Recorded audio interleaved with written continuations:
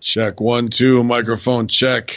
1, 2, what is this? The 5-foot assassin with the roughneck business. Flow like gravity, never had a cavity. Got more rhymes than the Warners got family. No need to sweat or San Diego games of paper fame. No shame in my game because I always do the same. Styles upon styles upon styles upon the half. You wanted this the 5-foot, but you still don't know the half. I sport new balance speakers to avoid a narrow path. Messing around with this, you catch the oh, fuck. Slipped on the verse, you catch the size 10. Up the ass, the size 13. You catch 4 horsemen in a big barrel of truth. Right up the ass, and we're pulling the trigger tonight, infidels, because it's not killing of the old man. Is the son still alive? Here, when we look at JFK Jr. and the QAnon on your conspiracy horsemen. YOLO. Yeah, man. I was trying to get some get back for sale last week, but I couldn't get back in the cipher, man. He fucking left that shit too hot. And it's going to be a long time before anybody can step through with a verse like that. He shut it down. You know, it's like when Eminem actually it's more like when Reverend Run stepped back in the cipher and just shut all these young boys down and said, shut the fuck up and watch this. You know, so. But we're back, you guys. Wednesday night, twitch.tv/conspiracy horsemen. No place we'd rather be midweek to get you over the hump day, whatever you got going on in your life to escape. Maybe you're not listening to it on a Wednesday and you're not joining us live. You're listening at hackerhameen.podbean.com as we approach 1 million downloads within the next probably week to 10 days here. So you're a big part of that. If you're listening to this right now, we want to say thank you so much for the support. If you're a Russo brand member, thanks for being patient as we catch up on the backlog of shows and Mark at Realm Network being cool. Not like he has any other choice because we just stretch him anyway and rib him till he cried. But appreciate it. Then he could become a paradox of himself. Yeah, he could be a paradox of himself, an anomaly inside an enigma inquisitory. Trapped inside a conundrum. Yeah, Infinity Wars, Tony Stark dies, and and Spider-Man's back, so it's really the worst movie of all time. Go fuck yourself. Yeah, however, I did figure out I can now cosplay as Thor, so everybody can go fuck themselves. Nice. Yeah, he cosplays Thor. He actually fucked Thor. He can cosplay as Big Sal, which I've seen a lot of Big Sal matches while I'm doing my elliptical 5 miles watching ECW throwbacks. Some great stuff, man. How you doing, Sally? Good, man. Good. We got the strongbow tonight going strong, and we I got to do an impromptu hard junkyard, so I'm good. I'm happy. Me and Chuck got together, did a thing because we watched a movie that fucking jazzed us up so much that we decided to go do it. Nice. Inspiration. And, put you guys over strong, put over a new Force Order, put over Stevie, put over Ben. The March for a Million, we're going for it. Nice. And we are just going to call every sick motherfucker out to bring him in. Get him in the family. There's a lot of changes. Huh? Yeah. Get it all over. Nice. Appreciate it, Chuck, doing a episode on the fly there. What'd you guys end up watching that got you so pumped up? A movie called Headhunters, man. Headhunter. It's got one dude, one little girl in a flashback, a horse, and a monster. Fucking movie is amazing. No dialogue. I think it actually says the word fuck once. No dialogue, it's no sets. It's like his house and like another place. It's fucking awesome. Awesome movie. How long is it? It's a full movie. Wow. And it was like a $25,000 budget, and it's just fucking awesome. Like you just watch it and you're just like angry the whole movie. It's great. It's fucking great. So yeah, we got to do a show on this real quick. So it's like a 40-minute show. I don't know if he sent it to you yet. Yeah, I don't think I've seen it yet, but I've been busy all day. I got home early, and then he was like, before I go to work, you want to do it? I was like, yeah, let's fucking do it. So we did it. So now we're doing it. Doing big things. Another great Breaking Sal episode. Hopefully, maybe we'll get another one off this week as well because the team's hungry for it. I'd love to see that be the millionth episode of Breaking Sal or the Horsemen next week. You know, we're going to be right in that window sometime. But appreciate all the extra effort you guys are putting in here. And I know all the listeners do as well. And hot off a show last night, another red hot. Yeah, pal. Paradox. Hey, look at me. I got a paradox on, but I'm going to take them off. I'm going to take my pants off next. Yeah, because it's my guy looking good. You can't shut this down. Look at him. Get him back in the IBM wear, the white shirt, the black tie. He's back at Stevie Richards. Yeah, pal. You complimented me more in 30 seconds than Vince McMahon did in 9.5 years, so I do appreciate that. I'm desperate. Yes. God damn it. I need you. I saw for people that don't know, the Raw SmackDown review, which, by the way, Sal and Papadon, you will love this. I made the discovery that they are pulling all highlight shows off of YouTube, forcing me to either get a DVR or watch the entire 3-hour episode of Raw. To which I added something to the Rodecaster Pro here.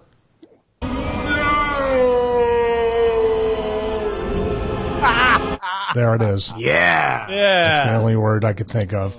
But yeah, when I saw that Vince must have put the title in himself, instead of parody, Vince is becoming a paradox of himself, which is incredibly, like, that makes him super intelligent, right? Well, what if he's not ribbing? What if he meant it? Well, he meant it. He just didn't know what it meant. That's what I mean. I'm making an announcement, and you guys are going to be the first three to hear it here first.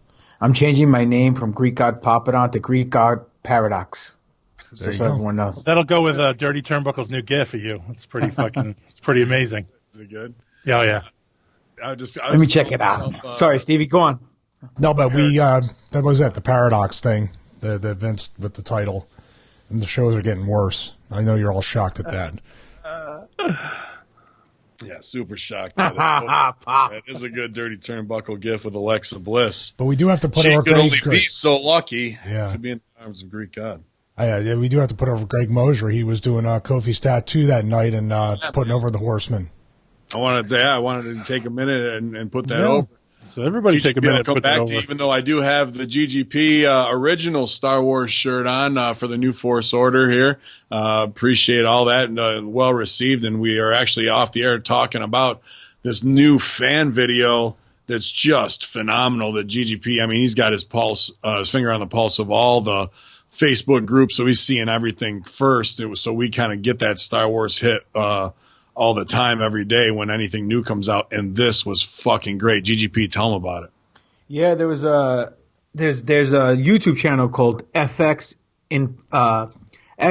It in Post, so Fix It in Post, right? And they had an individual who came up with an added fight scene to episode 4. Basically, he took the Obi-Wan Darth Vader fight scene and took it from a level 4 to about a level 12, added so much scenes and so much cool stuff, and incorporated in the timeline of the actual movie that when Han and Leia and Chewie and Luke are trying to get to the Falcon, and old man Kenobi just turned off the tractor beam and bumps into Darth Vader, instead of just fighting for a couple of minutes and going ding, ding, ding, ding, ding, they brought it up to the next level. And I think what they should do, and I'll say this next week on the NFO, and I'm saying it right now here first, when episode 9 comes out and they do this big box set that you know they're going to do, and all the marks like myself are going to buy and jizz all over it, where they should incorporate this as a special edition into the special edition that's already out, and incorporate this fight scene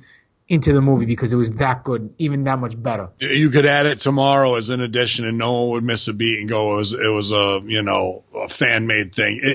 Aside from when Yoda breaks out for the first time with the lightsabers and everyone went, oh shit, this could be the best lightsaber fight scene in the history of Star Wars. I have to disagree with you, my man. It's top 3. You can't say it's not maybe top 3, yeah, but not the best. My favorite one is still episode 3, Anakin versus Obi-Wan, dude, on the Mustafar. That's good, but regardless, watch for yourself, guys. We'll put it out there. It's easy to find right now. It's just goddamn great. And what else is goddamn great is Greg Mosier, Hameen Army Sergeant down there in Louisville, Kentucky, putting out with the champ after. That's right. It's a new day. Everybody's a fan now, apparently. The champ, right off of 2 nights on the road defending his title, goes and sees our boy over there and stunting with obviously getting all the merch over as we try and pump all the shirts tonight. The original, no, what one did he have on? He had the second Conspiracy Horseman shirt available at all of our Pro Wrestling Tees store, and said he was putting over the podcast, Stevie Richards Fitness. But a lot of people don't know this, is that Stevie Richards is actually Kofi Kingston's half brother. Yeah, a lot of people know that. The angle. A little half and half know brother. that. So Stevie, I mean, we saw Kofi Mania. Is it going to be Stevie Mania? We see all these new pictures, jacked. I mean, little by little, he says, I don't want to go back. I don't want to go back. And then, holy shit, look at me. I fucking look better than 90% of your roster. And holy shit, look at me. I want to work 90% less dates, too. Look at, I did it on the indies, and it got over fucking massive in the first time. And I got all this other stuff I can do for your network, and I'm awesome at social media. Stevie, are we getting worked here? Are we getting worked? No, my body said you're starting to overwork me, so stop by Monday I don't know. morning. I saw on 8chan and 4chan, the SRF Anon was saying that he was going to get signed and he's looking to take over WWE and take out the Tarp Emporium company. So I don't know. Well, I don't know. With Lars's Reddit post to counteract that, it was easy for me to fill in those seats in Louisville. Well, I looked at that again. That's pretty. You look at him trying to pass the heat so he can avoid about getting the call going back. Like Bruce. No, I was going to tell the story of what the angle was, and I want you to pitch it as Vince because he was so excited. Like I can do a little bit of Vince. He was like, your mom won a Jamaican vacation, and she needed to soil her wild oat. This is what he's telling me. My mom's going to fucking a foreigner. Your mom's banging out My Islanders. mom's a whore. That's what basically he was saying. She wanted a beef patty in her cocoa. Have you ever heard of a BBC, Stevie? Have you ever heard of that one? Yeah. You know what's funny is like he's telling me the story of how this is going to happen. He said you and Kofi are going to be half brothers. He's going to be your bastard brother. And I said, oh, that's cool. As a babyface, like I'm asking the smart ass questions, and then he's describing my mom's trip to Jamaica. And meeting the guy on the beach and the cabana boy or whatever and all this stuff. And I was like, cool cabana boy. And it was funny because he's telling the story, and at the end he goes, "Do you have any questions, pal?" And I go, "Yeah. Are those the vignettes? Like my mom going to fucking Jamaica? Like Kofi's not even in them." That would be amazing. And he just shook his head and walked away. What year would your mother have gone to Jamaica to conceive you? My mother hasn't left the neighborhood in 50 years. 92, she would have arrived there. Now, let's really twist this on the fucking Wayback Machine. Thanks. I have enough heat with my family. Go ahead. They get Chainsaw to play Stevie's mom. Oh, yeah. A young no one knows Chainsaw plays Stevie's mom. And I'll play the Jamaican. Look at you. You're all man. And then they can blackface Stevie to play the Jamaican so he at least looks like him when he's conceived. Yeah. That would be tremendous. What's Stevie's dad doing at home while his mom is out freelancing? I don't know. Watching the Eagles lose. I'll play the role of my dad, and I'll be in the home gym the whole time, working out. So, I mean, this is some more brilliant booking that I would love to see upon your return, as well as they handled the Hardys. I think they couldn't.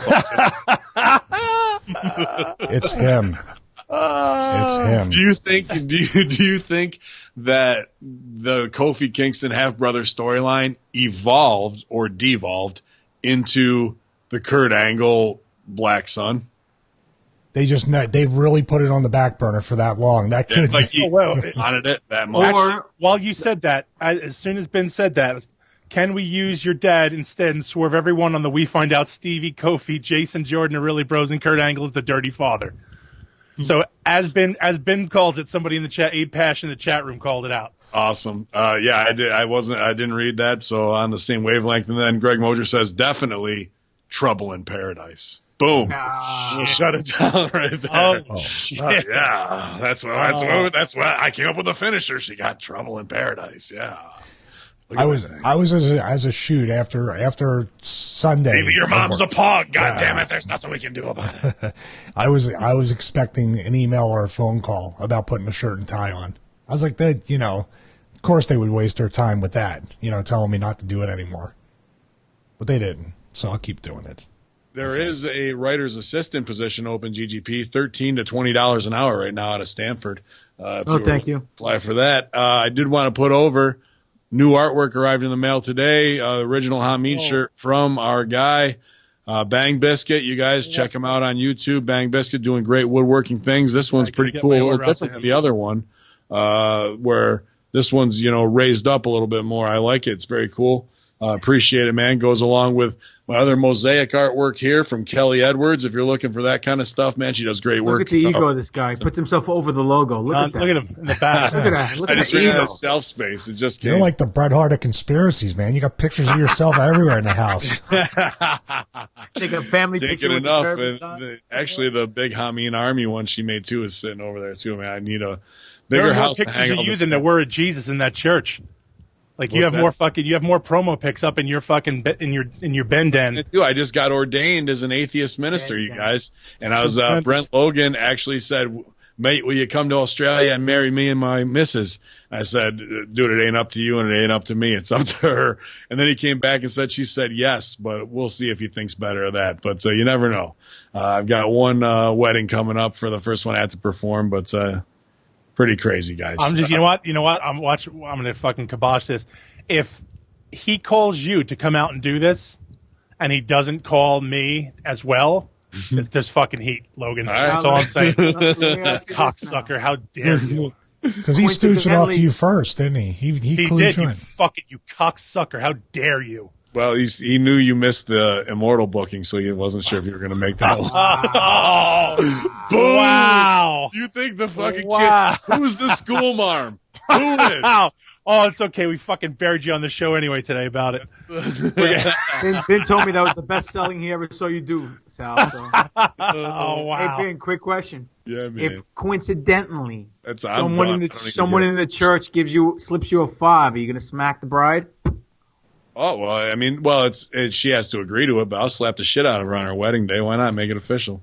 Nice. I don't know, I now pronounce you my wife. I don't know, brother. If she's of native land, man, she'll fucking put it back on you and tear your throat out. Yeah, He man. likes that type of stuff. Yeah, it's I think gonna that have to work. slap. think that slap was the beginning of the end of the horror junkyard. I can't get her off my front lawn. She just sleeps laying there.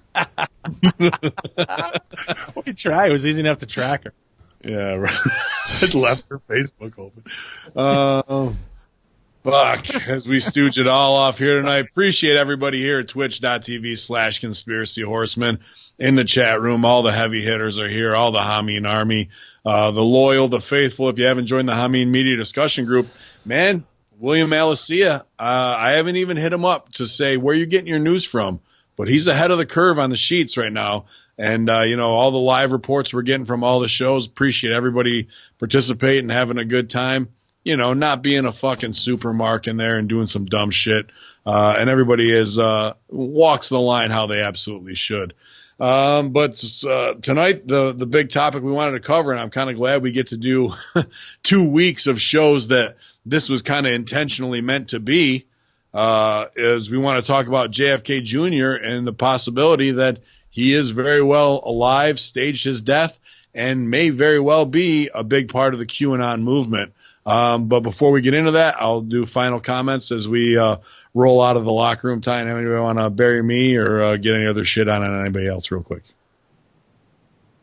I want to actually touch on because I know we'll go into it in detail more tomorrow morning on the locker room, but that piece about the WWE creative team. Jesus Christ! Did you guys watch that or no? Nah, I didn't get a chance to. Brutal. So it's here's the funny thing. So they put it out. It's what, 2.5 minutes of a sunshine piece of what it's like to be on WWE creative team. So they're already stooging off the business, like fully. And But dude, there's a creative team. it goes, they do quick cuts, like they show Finn's entrance and they show all these, like, yeah, it's fucking cool to work here behind the scenes with the script and da-da-da. And then they cut to each person and the one dude goes, he goes, I went to Notre Dame for film and television. The lady goes, I worked in soap operas. One guy goes, I worked at a talent agency. The other guy goes, my experience is I've never done anything with WWE before. Let's get you on board, kid. Are you I'm going, no shit, Sherlock. Then it cut to Dewey, the best of Dewey Foley, of like, I never thought I'd get to pitch storylines and work with Titus O'Neil backstage while he's not on TV, but watch, I am. When the reality is he's making pancakes for 4 hours, like they don't show that. And then within an hour of me not even an hour, really within 10 minutes of me posting that with those quotes. Not saying I'm the catalyst or anything like that. I'm not an egomaniac who hangs up pictures all of his himself house. and has figures behind him. I'm not that guy. But fucking, you know, that they made it unlisted. They unlisted it immediately and didn't make it private. They just left it unlisted. So, you know, hacker Hameen's got to fucking download it. I'm going to hack it. Fucking got it downloaded for posterity and propaganda's sake. And that they would even put that out and had the balls to, and then went, we made a mistake real quick. Well, I'm a doctor, but I never went to medical school. Let me operate on you. Yeah. I used to, Dude, they didn't even show, they didn't even go like, I worked on yada yada. Here's my IMDb credits. Right. Something where you can identify and go, wow, this guy's a talent of some sort. You have to think that I just can't stand it. That the stigma is wrestling still has the stigma that if you worked in mainstream television or movies, you got blacklisted. This is like your last stop. You have to do this. Like you've been rejected somewhere or laid off or didn't make the cut. Because if you could have a soap opera job or another TV job where a sitcom runs a long time and there's stability and there's an off season, there's time off to do your own projects. You know what's funny is we're going to talk with the QAnon stuff and JFK Jr.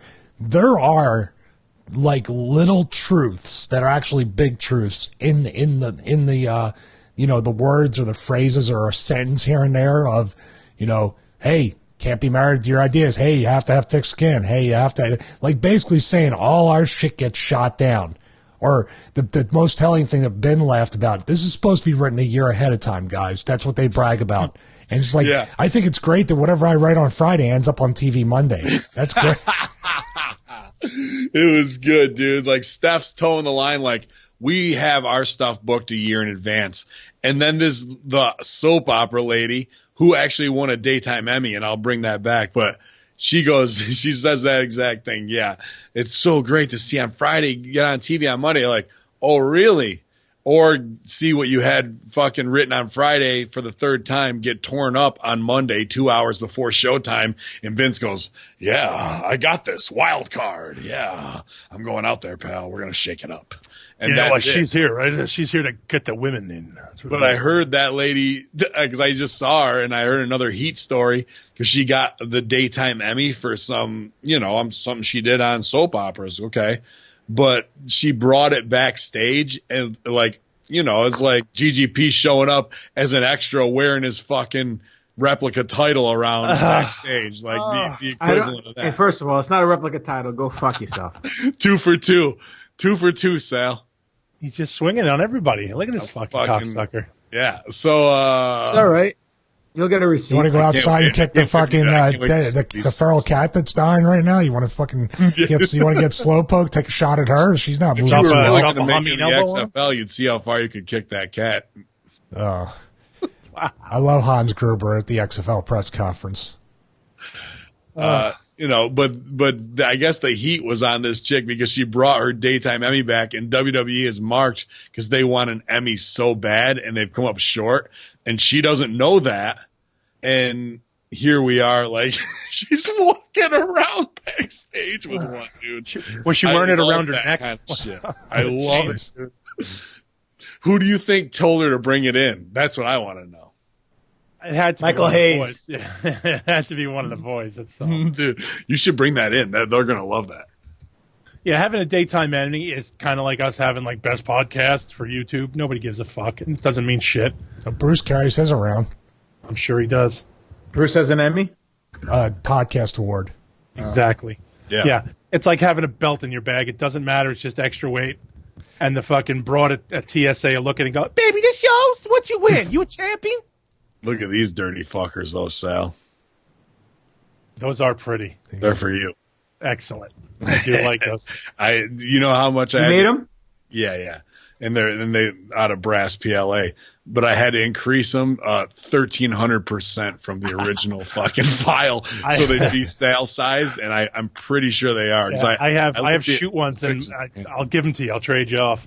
Nah, I'd keep them. GGP, you want them, right? I'll take As them. long as Triple D gets hit with them, that's all I give a fuck. Well, I'll bring those, and I'll give GGP the real ones. Let's get back to the writing thing, because it's really, I don't understand, like, and I did see, I was in there at the era when it wasn't writing, when it was just the Asians and the bookers and Vince or whatever, and then they started to filter in. So I witnessed it firsthand, like really transitioning into that. Not quite with this totally scripted stuff, because that would be painful, dude. That would be painful to memorize lines of somebody who didn't live the life I lived telling me how to talk about the life I lived. That's real tough. So, yeah. Plus it's live TV. I just go out there and say whatever I want. That's why I don't understand what these guys don't do that. Because apparently there's no such thing as heat anymore. You can lie on the floor, do whatever you want, say whatever you want, and you come back a couple weeks later after you cool off. Your punishment is to be on TV more, but doing an icy hot in your fucking jockstrap spot. Yeah. That could get you over even more if you just fucking sell for it. Mm-hmm. So it's not go home and starve. It's fucking, oh yeah, we'll ruin you by putting you on TV. Oh no, please don't.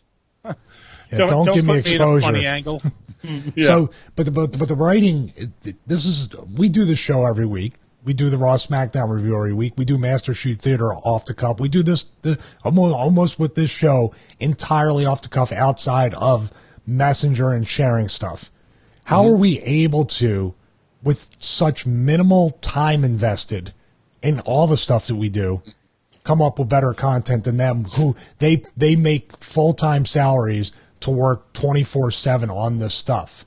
And you didn't go to Notre Dame for TV and film. Exactly. What the fuck do you know? What do you? How dare you? Sorry. Imagine that's your tagline. Show me your Emmy, you cocksucker. I went to Notre Dame. Actually, yeah, I watch Raw. That makes me not want to go to Notre Dame. That's going to be a new ProWrestlingTees.com. I went to Notre Dame. Or where's your Emmy? Notre Dame's enrollment just went down 57% after that. Fuck. Why would they unlist it though? You think they looked at it and go, man, we just fucking made, that's such a bad look for us, but there's no checks and balances to let that get out? I don't know. Well, there is checks and balances, and you know, here's the Stooge report from the locker room again before we get into this stuff and we're talking wrestling, is when I was with Dreamer there and we were talking Road Dogg, man, and not to get into his conversation with him, but it's the fact that maybe I want to shit on those writers because they're not us. They can't be us. They don't know. When I see baby faces getting heat on heels before WrestleMania, I'm going, okay, you're a stupid fucker who doesn't know our business. And they just showed it in a video. Sidebar that. But when maybe they do write something amazing, and then it goes to the next level, and it gets fucked over, and it gets fucked over again. And then when it's showtime and it comes back, it's been through the grinder 3 or 4 times, and it doesn't look the same as when they first wrote it. And it's a piece of shit. And then Vince sees it and goes, fuck this. I'm going to go pull 25 minutes. Because there's just too many cooks in the fucking kitchen. And from the get-go, they can't get it right. We see all these fucking sidebar things from, what's the dude who left the writing team who posed with the Young Bucks? What's his name? Jimmy Jacobs. Jimmy Jacobs. We see all these, like, these are the most genius people I've ever been in a room with. They're great. They're hard workers. I don't doubt that they're smart at what they do Hollywood writing-wise. But if they don't know rule 1 of you put heat on your heel and you make your baby face off of your heel, then they're not even starting there. And while Road Dogg in that video was in the room, I felt bad for Road Dogg. Think about all the ideas he's had to sit through where, like, nope, doesn't even start off on the right foot, doesn't make your fucking heat. Like, let me explain it again. That's where we are when we have fucking people like. Well, then he tweeted about how Jesus saved him and thank God Jesus is there. And well, but here's the thing: I used to get hot about that too as an atheist. Now I look at it as maybe that's just him getting up in the morning at the fucking Red Roof, going, "Please get me through another day with these dumb cocksuckers." Let me quote something quick. Here, baby, maybe Jesus, that's just for please him. Don't let me take my own laugh this morning, dude. He's an addict, man, and Dreamer put that over to me. He's like, that's a shitty line for a guy like that who's trying to do the best business. And then imagine it goes through 4 filters and comes back, and then the heat's on him again. when he had it right the first time. I can't believe Road Dogg's fucking up business. Can you? No, I just watched that go happen in my head where he's like, great idea, here you go. By the time it goes around, it comes back to him on a pink sheet, the rewrites. Yeah. The sheet's like orange. And he's like, who the fuck brought a panda in this? It's going to be great. You're going to love it. It's going to be great. Yeah. One of the best ideas these kids have. And imagine that happening on like 6 segments. One segment in DCW you can cover, whatever the fuck. But imagine the whole show's like that. If you're trying to interweave a thread throughout and then all of a sudden the whole thing's fucked and you got to come up with 3 or 4 segments out of nowhere. Just put a fucking shotgun in your mouth right in the writer's room. That's what I'm saying. Your ass to be tweeting some scripture too, son. Dude, it might be the ratings the trigger. The ratings might be down to a 1.0 by the time they get on Fox. Like it's a 1.6, 1.8 right now. October's a long ways away, boys. So let me ask you guys a question. And what got put through the ringer and got passed around more? A script in Raw or the Rats at OVW? Oh, wow. Well, the Rats at OVW are old, fat, and ugly. There's no real hot rats. The only chicks at Doesn't OVW. matter. Doesn't matter. I didn't ask you for true. details. I asked you for logistics and schematics. I didn't ask you for details. I don't know. We might have to look across the pond for that answer. Yeah. I talked to Twink earlier today, and he was going to fly his favorite Rizzies. Bravo, top shelf, top shelf. I got to have Twink on, man. I miss him. I just miss the voice, dude. Yeah, but I would probably say the scripts, unfortunately. I wish the Rats had been around more. I mean, the Rats there have been around, but they've been around since 1928. I was going to say, They were Moolah's They Rats. fucked them up. Like, that's your legacy. Is like, she worked Gotch, bro. I was going to say. They learned catch can wrestling from Judo Gene LaBelle. Nice. They taught catch can wrestling to Shooter Gene LaBelle. Good, man. Well, Stevie, thank you for bringing that up. And if you need that video, I do have the kayfabe link before they pull it down. And if you really need it, I'll sell it to you for $2.99 because I downloaded it after they really pull it down because YouTube fucking everybody out here. They're raping your wife. They're raping your kids. Hide your wife. You guys, hide your ratings. Hide your ratings. You guys good to go on JFK Jr. here or what? I'm ready to go back into the left. Let's go. Okay, man.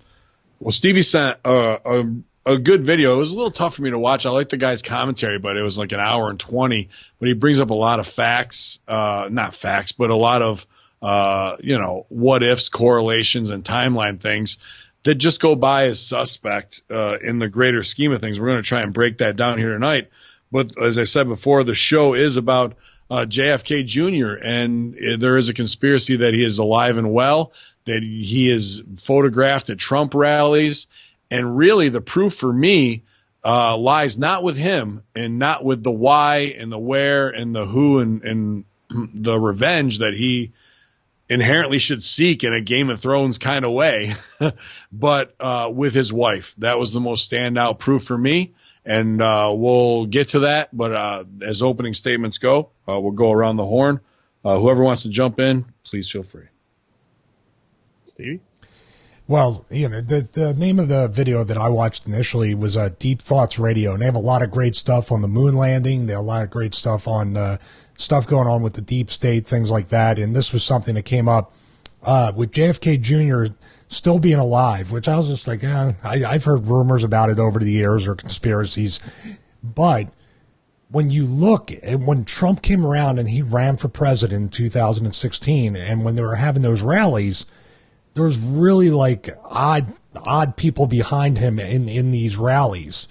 And the one that stood out was a guy named Vincent Fusca from Philly. So we'll put a pin on that for later. But there's this guy traveled with him everywhere, and they actually had a lot of exposure for him because he had a Trump van that was just like a big pro-Trump, MAGA van, and he would pop up here and there. And he also had different looks, which lends to the conspiracy some more.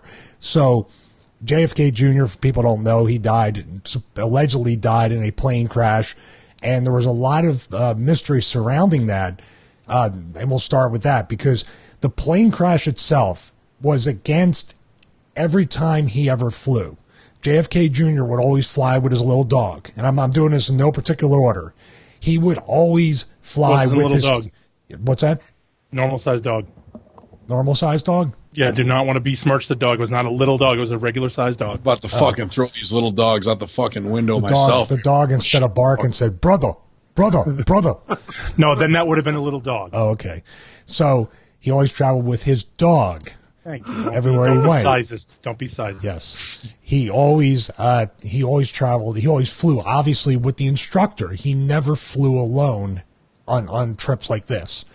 Also, he had a cast on his foot. Right. So right there, it's like you're not flying. I mean, this goes against he wasn't some sort of daredevil, some sort of person that just took risks all the time. Plus, by the way, he had his wife allegedly in the plane with him as well. You really think he's going to do something to kill her as well as himself? Go ahead, Sal. Well, I did not know that you needed, and this was the thing with the cast. I didn't know that you worked foot pedals in a plane. I didn't. I've never flown like one. a Boeing 747, but the what he was, yes. Yeah, small Piper cups and shit like that. I didn't know that you needed your feet to do it. I'm like, so what? Who cares about the cast? I didn't know that. So maybe the dum-dums in here didn't know that either. So I just wanted to maybe set them up. Okay. Yeah. The interesting thing, and I don't know too much about. Sorry, Sal, put a pin in that because I want to come back to it because there's something interesting that I want to ask. Okay. Cool. Just very, very quickly, just with the plane crash, I don't know. There's conspiracies surrounding the plane and what should have happened to it when it hit the water, and it was too intact when it was found underwater. But the most interesting thing out of the whole deal was that Trump did an interview, which I was trying to find the audio for, where he said that he talked to JFK Jr. on the day after the plane crash. He didn't specifically say the day after. He gave the date, and that couldn't have been an accident. Well, he got the letter. The letter, I'm sorry. Yeah, he got that letter the day after. And actually, it was Larry King who was like, oh, hey, I see you got a letter from him the day after he died. You know what's funny? Larry King kind of sounds like Chainsaw. That's why Stevie has a boner. He kind of kisses like her, too. Oh, Stevie. Yeah, we covered a lot right there. So let me just back up. His dog That's why you should have had me lead in on it. You should have done it. No, you were great. His dog wasn't on the flight. I mean, this is just scratching the surface of what Stevie said.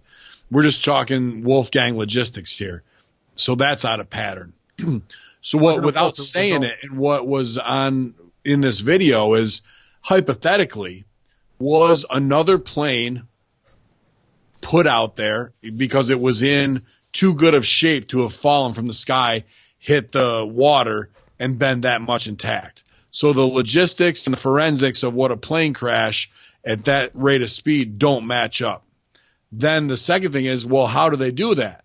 Because he sent in a signal, and the can't think of the transponder. Yeah, thank you. The SOS gives a Paradox. signal of it nosediving down into it. Obviously all of this technology is going to be able to be tracked at that time, even though it wouldn't be as GPS oriented as we have now.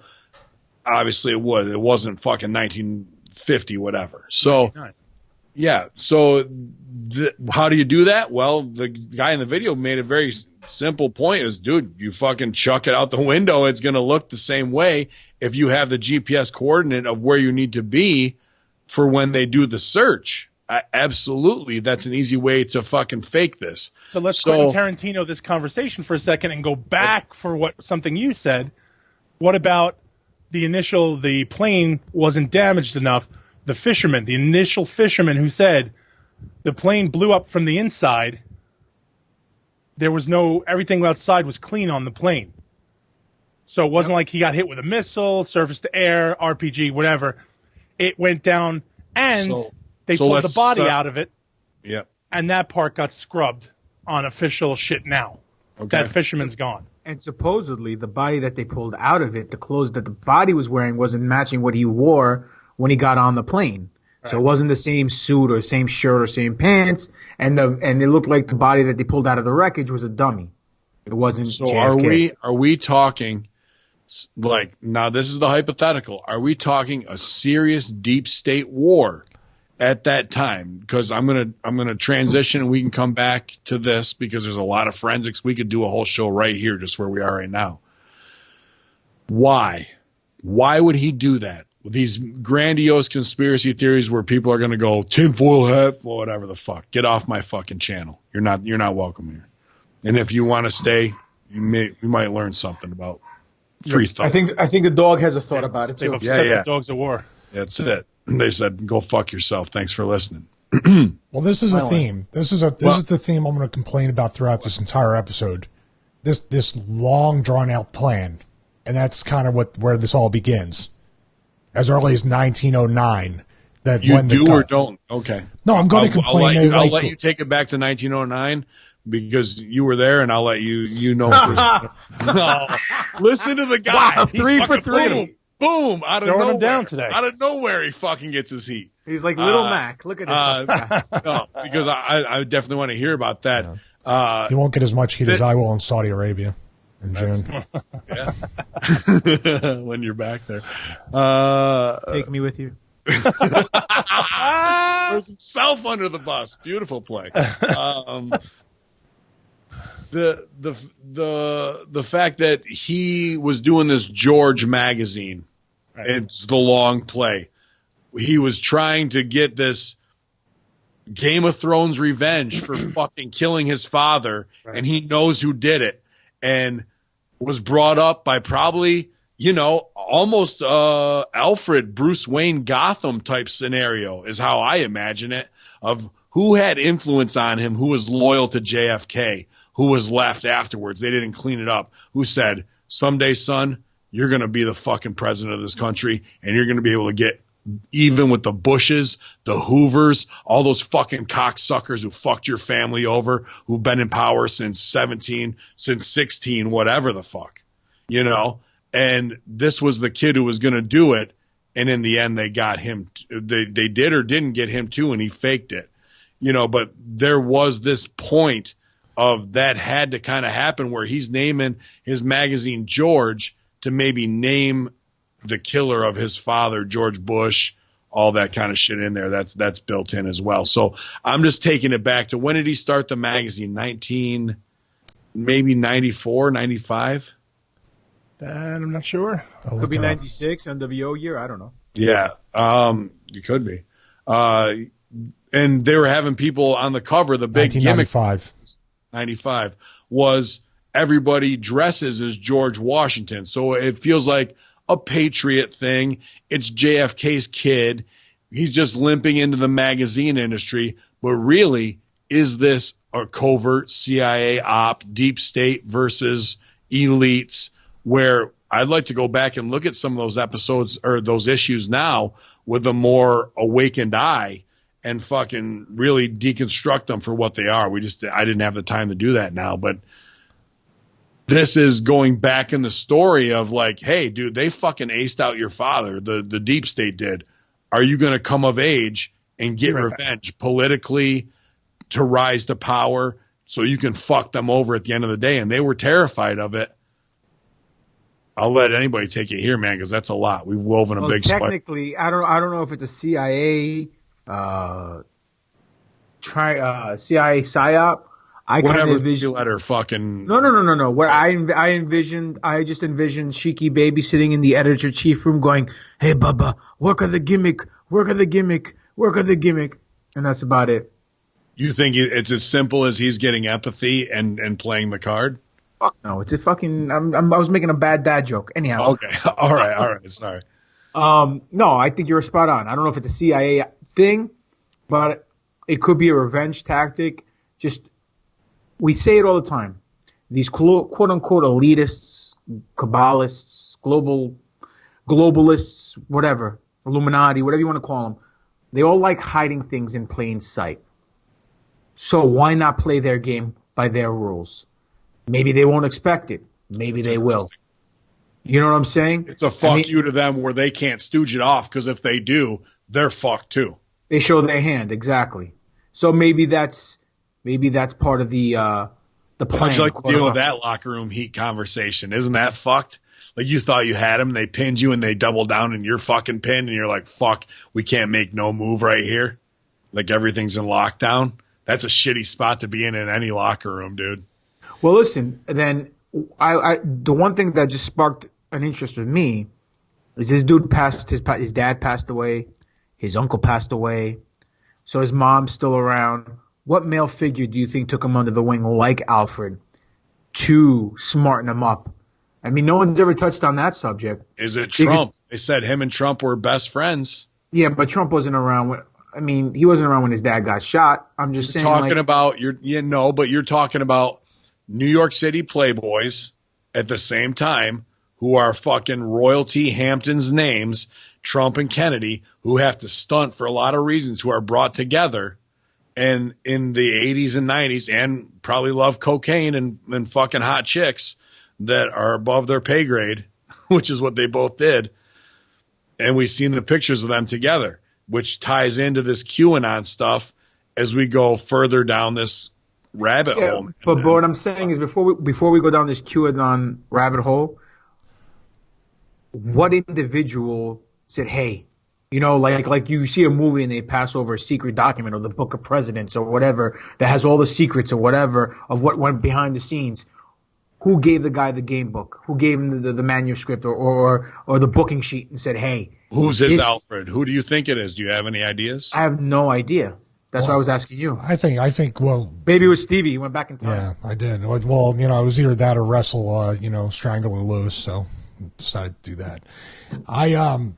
Was Trump's dad alive? Was his uncle alive? Because his uncle's connected a lot to government stuff, and it could be his dad. His dad could have pretty much Tesla been stuff, right? Was in there with his uncle. So, I mean, I hate to say it. Maybe we should have wasn't his uncle like a physicist or something? That's why they gave him the papers. He wasn't more of a CIA guy. He was a scientist, but he was smartened up to a lot of stuff if he got Tesla's paperwork, and maybe that's where he turned and told his brother, smartened his brother up. So it might have been a combination between the uncle and the dad. Yeah, dude. If you were working on the job, if I was, I'll stooge myself, and I was like, dude, we found the shit. This guy invented a fucking time machine, and it's legit. I'd probably tell my brother, even if it was classified, whatever the fuck. You know what I mean? Like, dude, I'm about to go back in time, possibly. Well, here's a fun thought too. Like, you know, we'll get back to the actual chronological thing of JFK Jr. and his dad, but think about if Trump did have access, like we talked in a past episode, to time travel, and he could go back and get the information of who was responsible for JFK's assassination. That's also another thing. So he might not be old enough to play the Alfred character, but if he had the technology that his uncle got from Tesla, to use that then say, and smarten JFK Jr. up, this is pure speculation, fun speculation to say, hey, I know who did it, and this is the guy.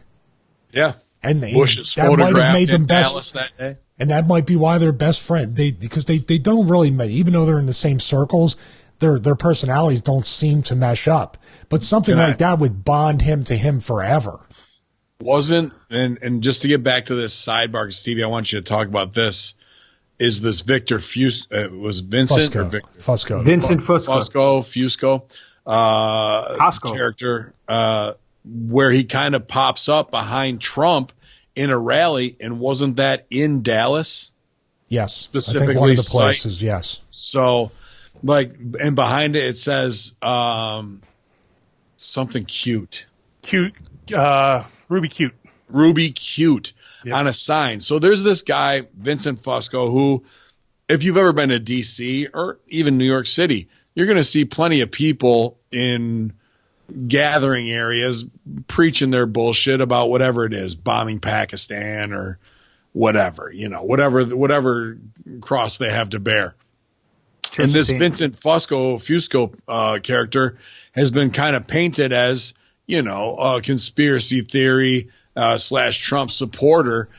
But then when they've done a breakdown of him, and this is from the QAnons, people believe that if everything we've said so far of JFK Jr. possibly faking his death, here is his get back. He's playing a weird conspiracy theorist that you would see at some rally with a shitty beard and maybe some makeup and it looks like makeup. It doesn't look real to me. It looks like he's attempting to look like somebody else, and really towing the line of Trump and against the deep state of what his cross to bear, I guess, is. And then what's fucked up about it is that's some real tinfoil hat shit. Like, you're stretching, but you're not really stretching, because the facial recognition kind of lines up to about 80%, but that isn't, enough for me to say yes. Now, they've shown his wife or some woman that's with him. Supposedly, JFK Jr.'s wife died in a plane crash with him. This lady's mouth, and I don't know what they call it. Yeah, pal. Yeah. Look at the mouth on her. I like those little bird lips. Yeah, give me a teeth dragger. That's what I like. As women get older, they get the Wait, hang on. Stevie, a teeth dragger is when a woman has your penis in her mouth and her teeth scrape along your penis shaft. That's what he means. Yeah, say it again to me slower this time. Yeah. Shaft. I got it. These lines. Mark that off. What is it? 50 minutes, 50 seconds. I remember that. When women get older, where our Adam's apple are, they get these lines in their neck. And this woman has identical features, nose. And JFK Jr.'s super hot wife at the time when he supposedly passed away, model, this woman's mouth is identical. So if he's already suspect and you have, all right, a doppelganger, but this is, I would say, if you were to put it through a facial recognition, 99.9%, absolutely. The age range, it's fucking to me, that's some jury evidence where it's almost undeniable. Where if they were to look at pictures and go, yup, it's her or not, would you say it is definitely her or isn't? They would say yes. Well, she's wearing a ruby ring too that he gave her. Right. Ring. And that's such a unique thing. On top of the fact that if she robbed a bank, they'd nail her on just that evidence. Just that alone, on facial recognition technology alone. Well, I'm going to back up. Oh, go ahead. I was going to say, coincidentally, now the facial recognition technology, two things that I heard about it this week, it's being proposed to be pushed and used in San Francisco. And another thing is Joe Biden's son invested heavily into that Chinese facial technology. So anyway, go on. There we go. Not go on. Who's the guy from TSA that we talked about with Chertoff? Chertoff, yeah, with Vegas and wanting to get all that same shit in there, dude. And here's Biden, creepy Biden. They're worried about the touching thing. That'll bury him at the end of the day. Another thing about Biden. More everybody's just reading into that too much now. That's been the other one. That's just blown out of proportion. What, the creepy Biden? Yeah. What, did he pay you on CERN? No, dude. I swear to God, it's been. If you mention creepy Biden or fucking touchy Biden, people are like, "Oh, really? Let it go." I swear to God, it's like you're trying fucking to healed toe on. the line. They're trying to toe the line. You're fucking healed on for it. I see what you're saying. I thought you didn't believe in it. Oh fuck! No, you out of your mind? Come on. Okay, they'd be on their knees sucking his dick and fucking turn to you and go, "Let it go, Sal. Let it go already." Listen, blowjob heavy show tonight, Stevie. Draggers, Biden blows. What do you think about tonight's oral fixation? This is all just great stuff. I mean, we really need to revisit how in the world we lost all these TV shows. We need to figure it out. This is a mystery. I think we should go to the chat room. Maybe they might be able to figure this out because I sure as hell can. Well, they're a bunch of blowjob hacks anyway, so don't worry about it. There you go. Good. Listen, there's an FBI document. There's a bunch Listen, there's an FBI document. He's so go ahead. All right, there's an FBI document that came out showing a letter to Senator Joe Biden at the time, and it was on the letter. It said it called him a traitor, and it was bearing a signature from JFK Jr. So like he was sending out the fucking Robin letters, man. So basically, people are saying why he faked his death. He was creating enemies with the deep state, and obviously he was running for senator and was going to take Hillary's seat, and figured, you know what? Let me 86 myself, quote unquote, before she does it for real. Well, so that's one of the we reasons. had skipped on that. Well, you knew the threats were probably there and coming, right? They had to be hey, Deep State says, kid, we like you, but this gimmick just isn't for you. We're going to buy out New York. What does this fucking Bukiak, an Arizona fucking realty hustler, got anything to do with coming to New York in Chappaqua, one little fucking tiny piece of New York where all the entitled rich cunts who've never worked a day in their life live, to get her elected in some election that they bought just off of the fame of the name of the president lives here and his wife lives here. That's what they build it all as, so she could get next level credibility to run for president, which she would ultimately fuck up because who knows? Thanks to who? Yeah. Well, thanks to JFK. Talk about full circle. So they tell JFK is, kid, we like the gimmick. It just doesn't look good on you, because they can't trust, because they think in the back of their mind, right, fuck, this kid's coming for revenge. Yeah, we should have took this kid out at the fucking at the depository too. So he knows it, and maybe his Alfred stooges off to him, and he fucking gets in the work before they do. Or maybe he cut a deal with them and said, you know what, I'll go away and stay small. You guys don't have to kill me. Please don't kill me like my dad. Or they said, you go away and stay small, or we'll kill you like your fucking dad. Or you don't even have to say anything. Look at the fucking track record. Look at Robert. Look at Teddy. Look at fucking Dad. Come on, that's a little coincidence. So, yeah. So again, well, a physically fit 97-year-old in a suit and a shirt and a tie who's going to be wrestling in the Middle East soon said there's no such things as coincidences. That is true. That is true. And the fact that, need to get a breathable shirt.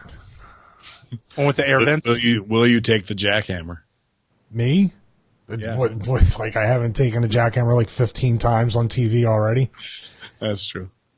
You're going to see me in a big-ass studio with a rustic American flag with the flamethrower from Elon Musk and a big gym when I come back. Oh, that's perfect. And yeah, Nova rallied to get the Segway. He still got it. He kept it. So you get yourself an Elon Musk fucking flamethrower. Yeah. That'd be perfect. I think you actually should go into business for yourself when you're in the middle of the ring and just call the mic, and Vince be like, what's he doing? And you just go, fuck Israel. And then you'll double your payday. You'll double, triple your payday right there, dude. You'll get booked at the end of time. If you want to see all those guys in the first 4 rows turn around and actually look at the ring, that's how you get them. True. I watched the new Page movie, and the whole takeaway as a performer was win over the crowd. So Stevie, that's what you gotta do, pal. I'm not wrestling in Saudi Arabia. I'm letting everybody know that right now. Until he does. I would not, dude. That's the one place where it's like, I don't trust these motherfuckers, man. If it's gonna be a hit job, I want to be able to have my bags in the car and be able to drive away. It's not possible. Dude, you're going to walk into Saudi Arabia. They're going to think you're Jesus Christ. They're going to try to kill you. You're like, it's him. Get him. It's even better. That's the other gimmick I'm going to bring back on the Indies. The picture with the bands. And I'll do it full force, dude. I'll fight Ben on a show as the, Christ. Well, not as that. I stopped dead right before that. Just pay for my ticket. And then you carry my bags, and I'll just walk around, and you carry my bags. They'll think like, oh, look at, he's got an infidel with him. Yes, that's right. Yes, and I won't have to work at all. That's all you got to do. You have to tell Sean. You'd be like, excuse me, Sean, can I take the card for Ben? I need it. Hunter doesn't need it right now. Yeah, I was going to say, I was actually going to have a Notre Dame Inferno match with you. Nice. Let's burn it all down. Let's burn it all. So, quick question: if you wrestle Ben as Jesus Christ, does he beat you with a crucifix pin? I didn't say Jesus Christ. I said I would just dress a certain way. Well, no, he's going to arrest me as Jesus K. Christ, not Jesus H. Christ. There's a different Christ altogether. Yeah. They look alike. Sand wizard. Different guys. It's like fake Diesel. I'm going to wrestle as his drunk brother, Billy. Billy Christ. Yeah. I don't want to gloss over that. Let's do a quick round the table of the wife and Vincent Fusco here. Oh, do we believe? I mean, the dude, to me, the Vincent Fusco thing I can dismiss and be like, close, fun, conspiracy theory fun, where I'm like, I get it. I get it with the messages and the get back and how you want to plug it in. You put the wife next to him, you're like, changes the game completely for me. Okay, so in the one video, in the Deep Thoughts video, and I swear to God, I'm surprised Armand hasn't run out the Jack Handy jokes yet, but in the Deep Thoughts video, the queue with all the soldiers and then the 3 civilians, one of them looks like an older JFK. Yep, in the lineup. So in the lineup, right? So that being said, you're like, okay, it's not the best picture, and it's blurry. It could be him. It could be anybody, and you kind of just resign that to, wow, what a weird coincidence. But okay, yeah, then you go to the Fusco stuff, and then they do some side by sides, and you're like, all right. But then even the dude in Deep Thought says, with Photoshop, a drag here and a drag there, anybody can fit any sort of facial recognition. You can move the nose up a little bit. You know, you can move it sideways. I would agree with that. The Fusco stuff, no way on the wife. No. Well, the wife, her nose and her mouth, they are so unique in their structure, and you look at it. Well, it's not even the photos. You see her smile and move the beard. Right. You see these two lines come into I agree. You can fool facial recognition with doppelganger. You can't fucking fool that, Drone. I was talking about for John. Sorry, for John, those pictures of John, you put them side by side, and you can say, okay, a little manipulation here or there. You can make anything fit. But you got one, don't you got the other? Yes, obviously, maybe, yes and no. But. Maybe, because what if, and this is just playing devil's advocate here, what if he knew they were going to take him out, and that's why he didn't take his wife and his dog with him, because he didn't want them to die. Right. And because there weren't any missile marks or burn marks on the outside, but from the inside, and something exploded, and he did pass away, she didn't. She went into what witness protection program or whatever with Steve Martin somewhere, and My Blue Heaven, and now she's just showing up at the Trump rally supporting an old friend. I feel that the chances, the odds are better that it's both than the other. I agree. I totally get what you're saying, but I think if the one where you're suspect and it's the fun thing, that was the fucking drive it home for me, man, on that one with her. And he actually used his in the video. He used the fact that he was an artist at some point and drew faces for, he did portraits. Mm-hmm. And that's the same thing. Like, she has features that you'd lock onto. So if you drew anything about her, I suck at hand drawing. Everything I do is digital. Tell me about that, please. Well, so if I'm going to do a caricature of you, the things, your bald head and your beard, everything else I can draw. I can give you the same body as I give the next 6 guys. But it's the bald head, maybe put a turban on, and the beard. That's going to sell the picture that it's Ben Hameen in a caricature. That's all I got to get across. Like Papa Don's got the fucking straight ahead eyes. Like, you focus on a main part. So you just gotta find that one. And on hers, it's her mouth, her nose. Her mouth is like Joker brand products. But not ugly. It's not ugly. Not ugly. Right. Not fucked up, but unique. Unique. Exactly. Dude. That's what makes it stick out more, because it's not like Steven Tyler freakish. It's like she's got a big smile, but it works on her face. So if you're going to do a caricature of her, you're going to make a gigantic fucking smile, and then that a thin lip, big fucking Joker smile kind of. And weird bent nose. Yes. But and then this slender physique that's muscular, but not like. But you see, probably pronounced on the neck with those 2 fucking nodules. Yep. It's just right there, guys. If you have, and here's the other thing too. How about it being scrubbed, Stevie? As we talked about YouTube getting blasted last week, it's not easy to find info on this, and this was a bigger fucking thing 2 years ago than it is right now. It was not. I had to go DuckDuckGo to even find web pages, because everything else was Washington Post or whoever the fuck going, conspiracy theorists are back at it again with the JFK's alive. And this time he's friends with Trump, those fuckers. Yeah. This is some straight up Stope stuff. I was looking earlier, and it was like the letter false. Just a big false comes up if you search like the stories, like that you go through images. Yeah. So you automatically, if you're Nancy Brown, you're just not, oh, it's false. Okay, I can move on with my life. I'm going to complain, like I said, once again, why the slow game? Why the very long game? Why does it just like, the supposed to July 19th, I'm hearing now, is supposed to be a big data dump. That's what the Deep Thoughts guy said on his recent video. So what do they, I don't know. It's like the envelopes.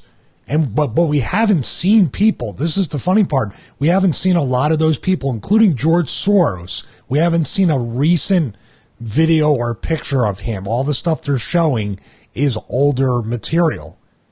Are they rounding these people up, and why are they keeping that a secret? Because I think it would be like, everybody knows they're crooked. Everybody knows they fucking killed people. If you say, we lock these people up and that's it. What's Nancy Pelosi and all these other people who are also, by the way, little Easter egg, she was a mistress of JFK Sr. Dude, that was fucking money this week.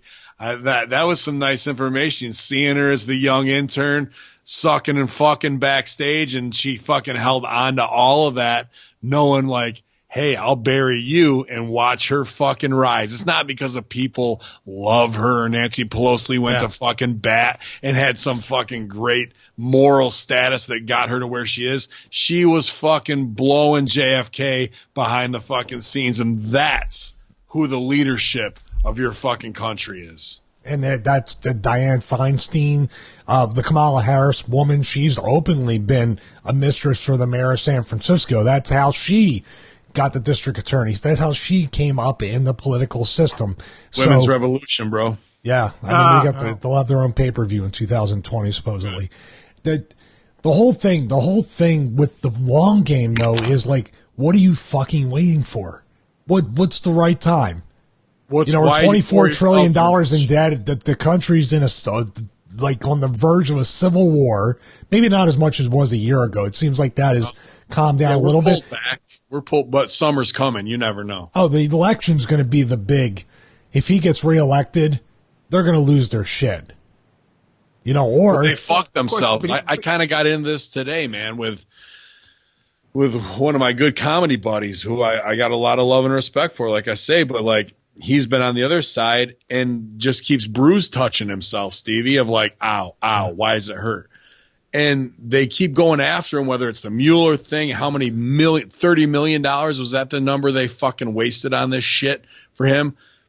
Stormy Daniels, how much press coverage, time, money, effort. Russiagate, nothing. Pissgate, nothing. All this to fucking tear him down. And as that relates to the JFK, if him and JFK were best boys, if they fucking tear me down, guess who they're coming for next? One of you fucking three, right?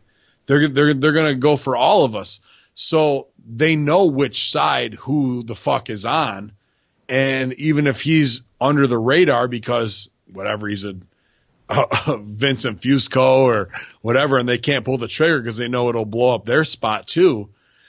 Doesn't it all figure into the greater wide conspiracy of all this, even if it starts to get far-fetched, of what we've seen of swamp drain, get back, we're going to fuck them over, and everything they've done to try and keep the heat off themselves in a locker room way by throwing out, you jump this hurdle before you get to us. Let me throw another hurdle because sooner or later you're going to get to us. And we're fastly approaching that time.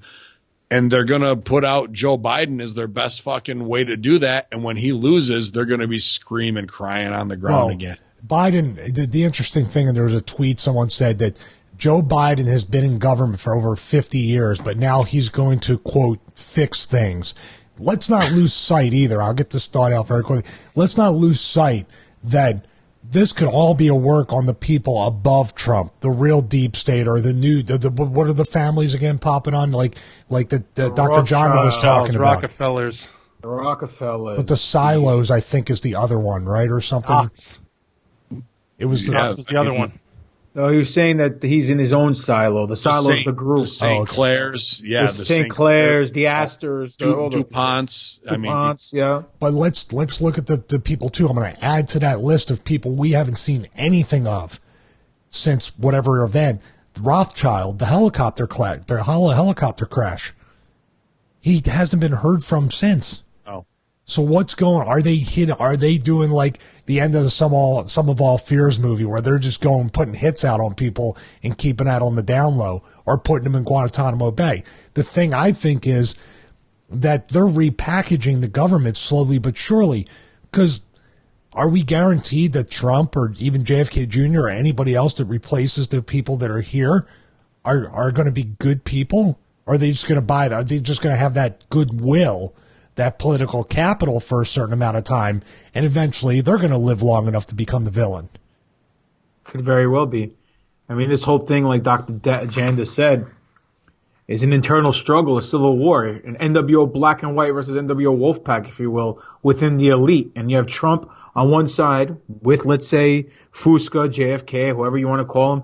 And on the other side, you have everybody else, the old school clan that has raped this country for the last up-teen years. And now they're tired of the regime. They want to take over. And like Stevie says, when they take over, will it be any better? We hope so. But maybe they're playing and they're working the hope gimmick in order to get themselves over.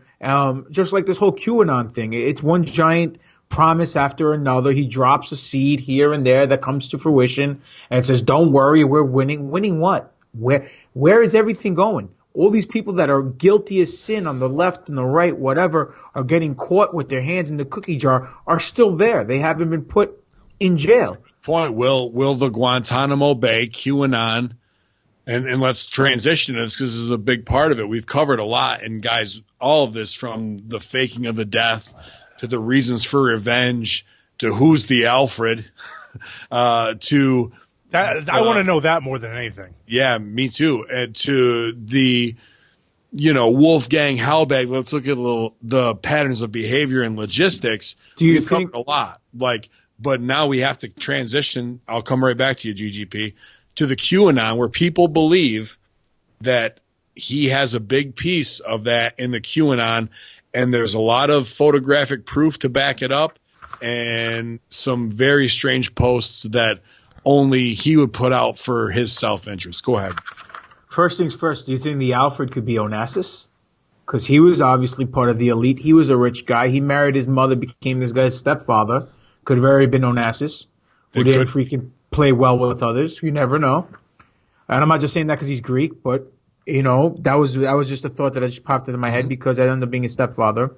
A couple things how people think that JFK Jr. is Q is his eternal resting place. If you look at it from an aerial point of view, the place where he's buried, it's the letter Q. That's the first thing. Second thing is that if you go off a numerology base, right, Q is the 17th letter in the alphabet. So what are they saying?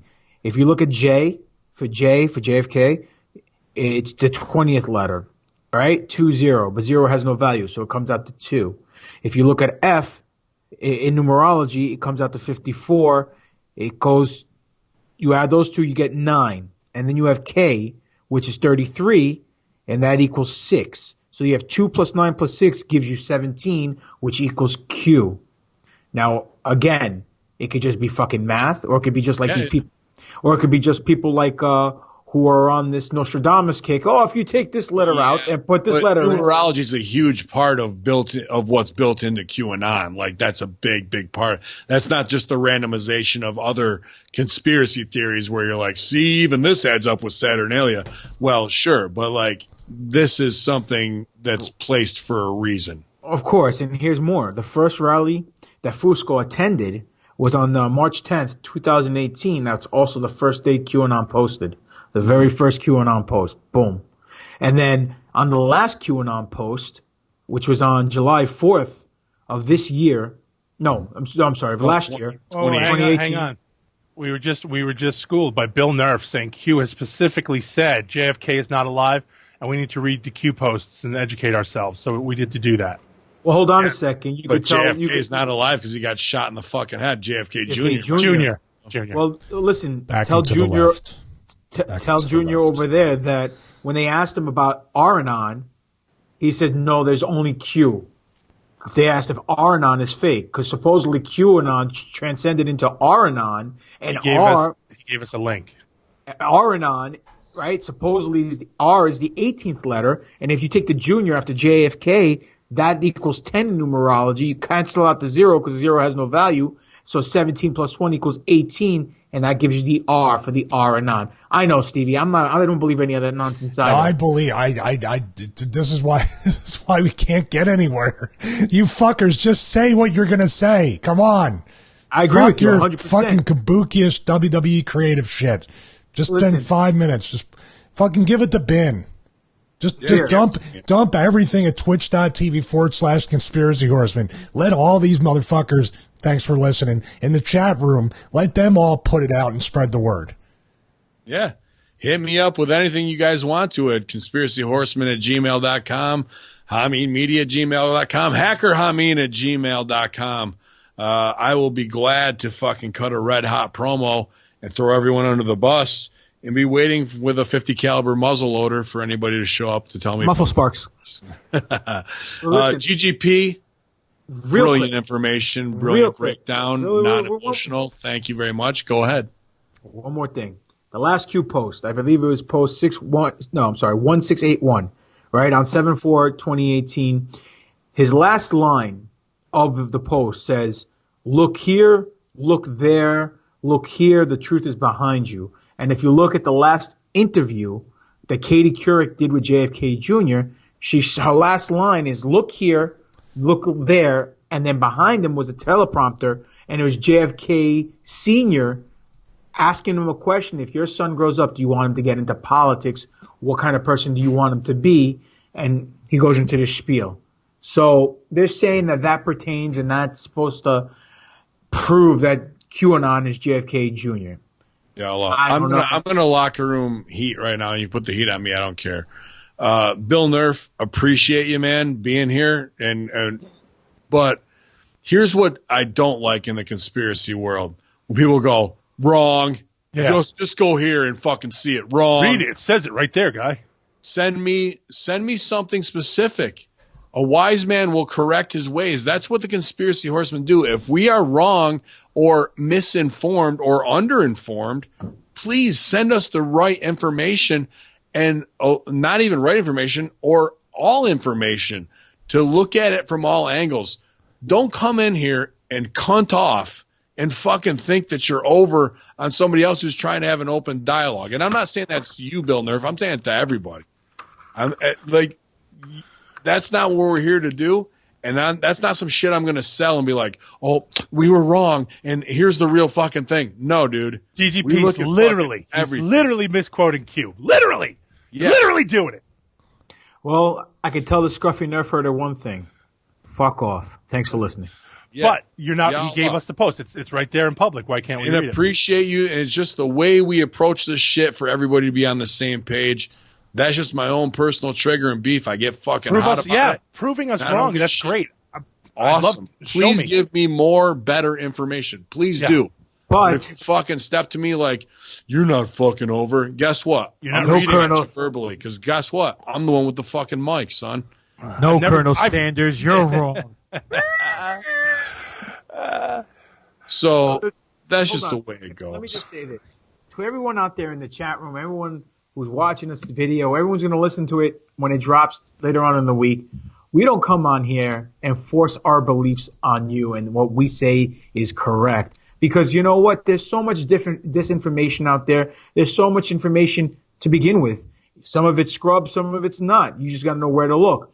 We can get something, and we can believe 20% of it. We can believe 99.9% of it. We can believe 0% of it. But we're going to present every angle of the situation. Yeah, nobody's on here saying Q.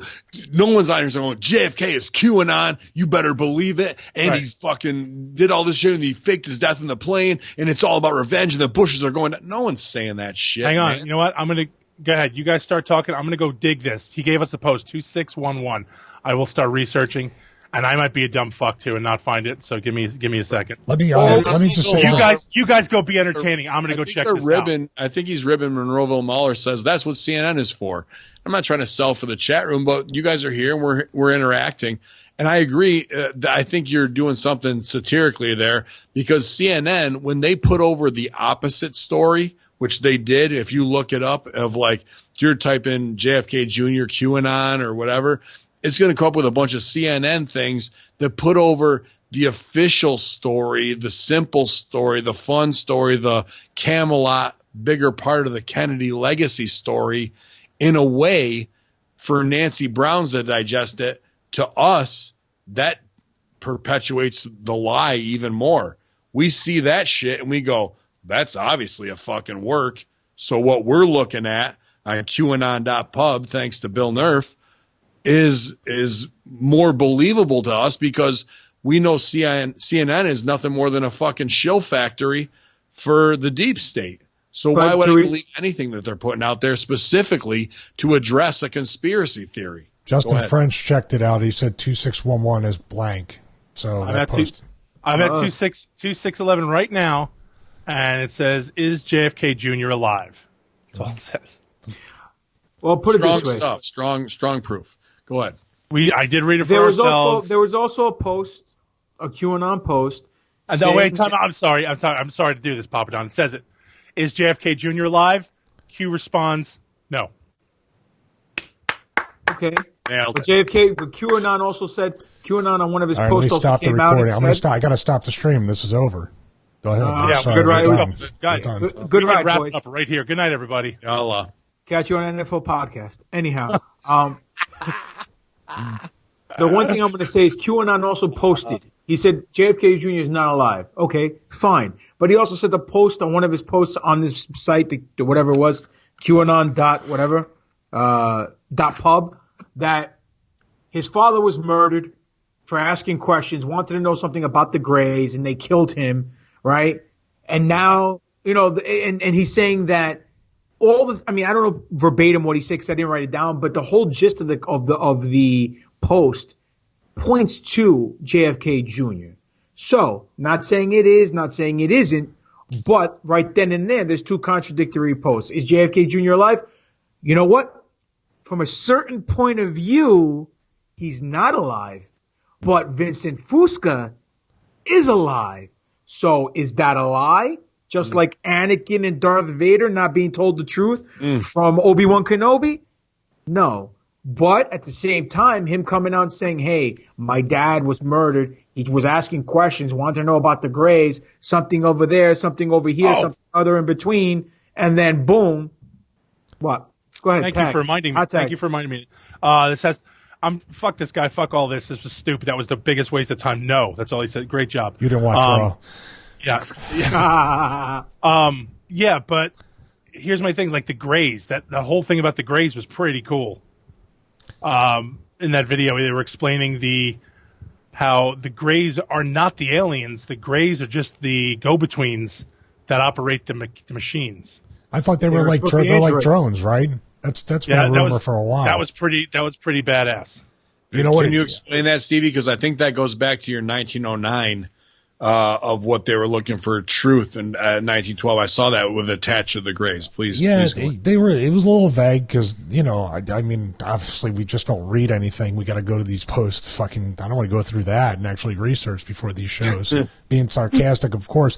Yeah, but there's many events in the early 1900s which I witnessed. Which I heard about and said. That this had a lot to do. The Greys came out of nowhere in the Q post, so that's why I looked a little more into it, which means we might be controlled on a whole different level. I go back to the other thing saying, maybe the deep state or anything above that is still not the top of that pyramid. This could be, there's a whole bunch of speculation with that. Billy Ray Valentine, if we want to give the other side of that, though, he's saying the chat room right now. Whole QAnon thing is a work, and he covers it on 2 episodes of The Fringe. So that would be cool. They're saying it's a LARP, right? A live action role play. Yeah, that's yeah. Hey, Billy Ray, are you available to actually come on and explain why you think it's a work? That would be interesting. Because I also. Are you a good ghost or a bad ghost? Yeah. Everybody getting their shit in and throwing themselves under the bus, and I absolutely love this whole thing too. Is imagine all the time and energy that people are spending and the hope that they're getting Because, like I said, I have big heat with the slow-moving plan. Imagine if this was a LARP. Imagine if this was a work. And everybody is just putting in, the most dangerous thing in pro wrestling and in life is hope. Fucking crushes you, man. Yeah. Oh, yeah. Here's two things from my research, Sal, and the raw booking sheet that I wrote down. How about the Bush during the Carter's death speech? Bush won, not W. Put over not to believe any JFK conspiracies, like furthering the line of towing the bullshit of like, let me get a little one thing here and here. Oh, we'll put it to bed because the body's going in the ground and the conspiracy will die with it. Like the psychology of that, right? And then the other part, which I thought was a great line, from the guy's video we watched. Say his name again, Stevie. I can't remember off the top of my head. Which Deep Thoughts Radio? Deep Thoughts Radio. Thank you. He goes, the cognitive dissonance of the baby boomers allows them to justify this. Yep. And that is really it. I mean, obviously, I'm a huge Orwell 1984 fan, and really what a big part of my awakening was that book. And if you still haven't read it, by all means, or if you have someone in your family who's probably 8th grade on, they should absolutely read it if they haven't. That the fact that you can hold two diametrically opposing thoughts in your head at the same time and justify them both as absolute is the total package of mind control. And that's exactly what he's saying right here, where you watched somebody get smoked, you know what's going on as a president, and you're willing to believe the lie and push it down farther. That's the MK Ultra that happened in this America in the 60s, and we've never recovered from it, and that's why we're talking about this tonight. I'm popping huge for the fact of, like, what kind of heel do you have to be delivering a eulogy at a funeral? It's like, I can't even give an analogy. Like, if we were speaking at one of the other guys' funerals and say, hey, by the way, don't believe all that bullshit that I killed somebody. Okay? Just don't worry about who it is. Just, I'll be with you in a second, dead body. Hey, don't fucking believe a word. Like, how did that work out? Like, did anybody, like, nobody from what I saw in the video was to even, like, they were just like, oh yeah, sounds about right. Well, you know what, to be fair, I mean, not even to be fair, sorry about that. I saw a video today. Of Clinton, Hillary. The tagline on the video on YouTube was like RFK assassination mention, by Hillary Clinton.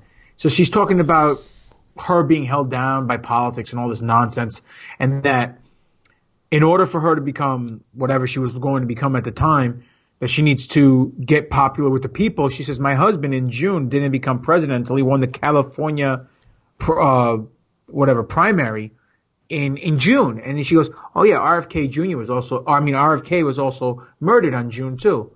And out of nowhere, just boom. It's like there was a glitch in the yourself matrix. Off, like trying to hold on to the lies and like, I got to get this in quick. Well, I'm guilty. Let me get that out quick. So it's weird and why certain people like her and Bush and just bang. You know what I mean? It just something sets them off like a trigger word and they just spill the beans. So what I just heard is that you watched the Hillary Clinton RF video, which makes no sense because, why would he want Hillary on that? That's all you're hearing about off cameras. So what were your memories of? Tell me exactly what that feels like. Do you have any young boys around here? Wait, that's the wrong RF, right? Am I on the wrong RF? No, you're in the right place. That was before the would you like to have a seat over there era. He lucked out, man. He got lucky. There we go. Yeah, I don't know. I'm all beside myself now that we've been called out and pulled on the carpet as shams and frauds. And then I went without the millions of dollars of Rogan, and it didn't even load the site. So no, I got through and I looked at it. Well, it was on Wikipedia, dude. It has to be true. It's on Wikipedia. Well, listen. I'm not going to heal him for giving us the information. Hey. Here's the problem. So now we've been told, we've been given information, and then when I did say what it said, I was told if I took the time to read all of the fucking articles, I'd be smartened up to it. So obviously we have not done enough. I haven't read the QAnon shit, guys. I'm sorry if that gets me kicked out of the band. I'm sorry. I mean, we are limited, and I'm not going to put the heat on fully just to fucking get my shit in, which I could easily. Ben, hold on, Ben. Let me just interrupt you real quick. I'm sorry. I really don't mean to interrupt you, but I'm going to forget if I don't say this. What? It's time to smarten Sal up a little, and we're going to be truthful because we are brothers. The only reason why you're here is so we can get invited to the CERN holiday parties that they're supposedly so kick-ass. I don't know if you guys noticed, I still haven't invited you to them. So I'm just. I know. Well, we're hoping this year. So. This might be our year. We want to wear now masks. Now it's fucking throwing heat on me every 5 seconds. I'm going to say a little interesting fact. Probably the little Easter egg that I thought, because it did. I watched the interview. What is it with you and Easter eggs? Easter eggs. Well, just got to do it. That's just, he's got to get it over since we totally skipped over it last time. He's risen. Fucking guy got risen 40 days later walking the earth. He's eating Cadbury's all day. Rising in Jeddah Stadium. Pretty hot. Just providing some very touchy, guys. We're very touchy too, by the way. So just putting that up there. Nice. We're not because he holds Q with Dewey Foley, which I think Biden's very touchy too. So, did you guys watch the video? Well, obviously we all watched the video. The second video that was really interesting that broke down the Q stuff and everything. But I think the most interesting part was the guy's voice who was voicing over that video for QAnon sounded like JFK Jr. because I watched the video from Larry King. They need to do a voice analysis on both of those because that's going to be even more. If that matches up, then it's like that's nuts because that's like that software is much more mature than even the facial recognition software. Sure. Good point. I'm surprised there isn't some follow up of like, let me compare that. That might be something we need to look into and push the button on. That's some Agent S type shit right there, man. We get a hold of him if you know him. Yeah. Yeah, he's in hiding. Haven't seen him in a while. Hillary at the body though. I'll do both of them. Yeah. Put the heat on Jacob Israel. We'll figure out how to work in to get him. That's a crazy thing too because there's all these things coming out about. We should have did a whole show on that. But there'll probably be more talking about how UN and the governments of the world are all preparing for some apocalyptic event, like publicly talking about it. Yeah, some giant the test meteor. Can we shoot a meteor out of the sky? Like Planet X Division champion reigns supreme, baby. Longest title run in history, 3,600 years. Yeah, but you don't read.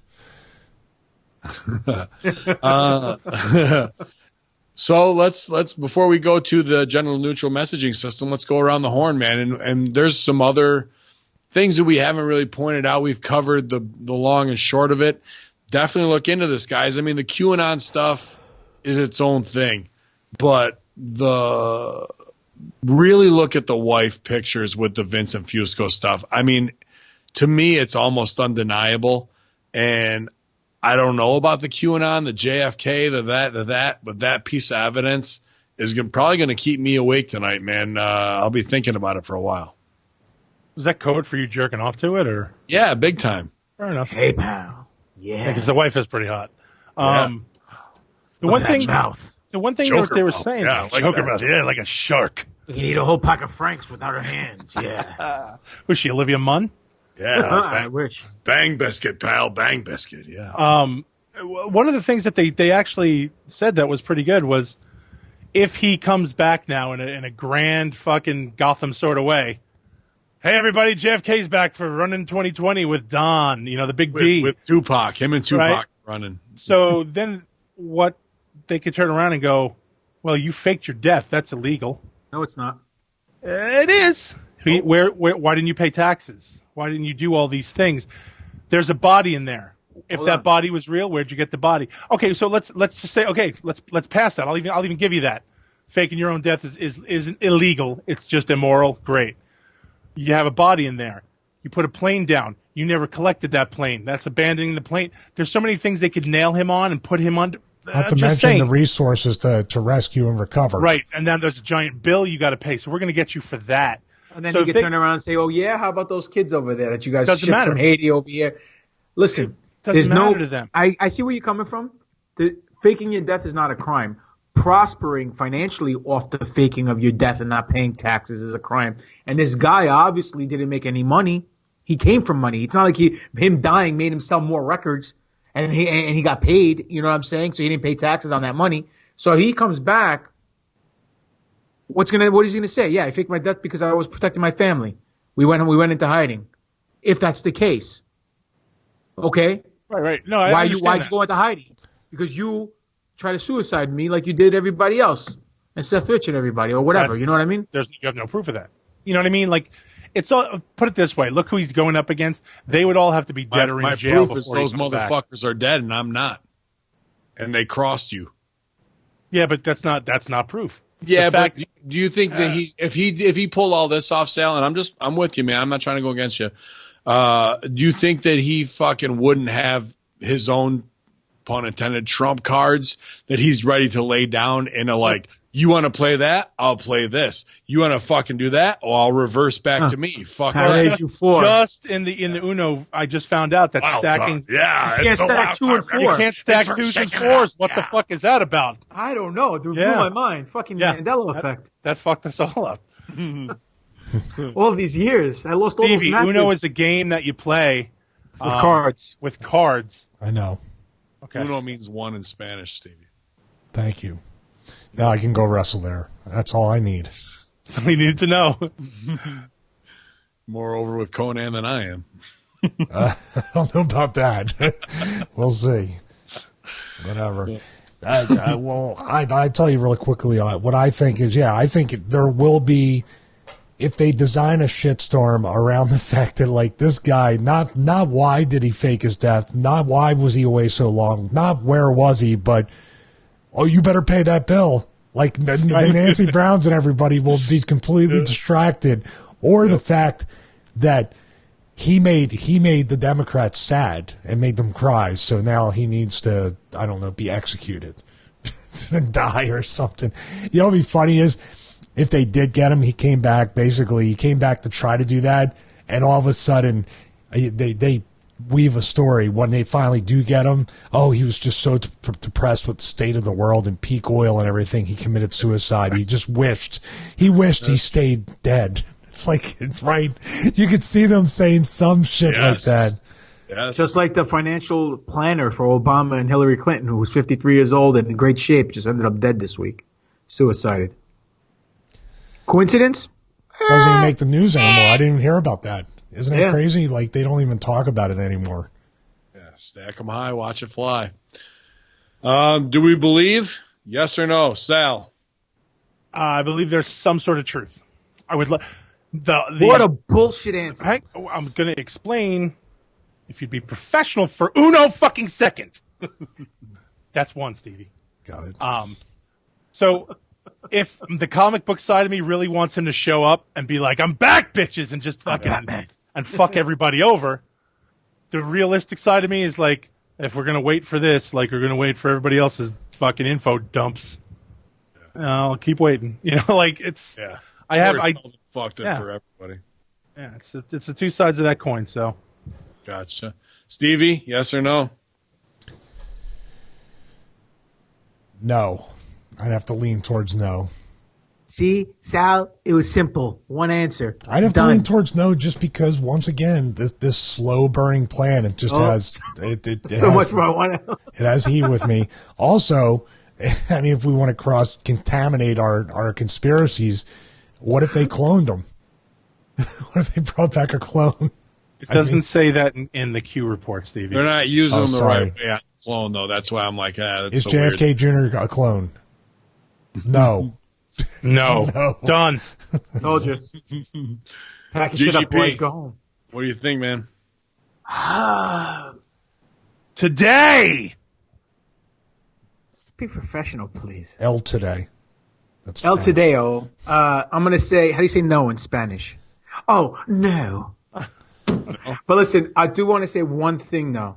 Supposedly, something's going down in November on 11/11 with the Trump regime and this whole QAnon phenomenon. That's, like the end of the world date type of bullshit. Sure. That's what they're saying. They're aiming for November 11/11 because that's the Enlightenment number. So if they're doing this whole numerology thing, whatever.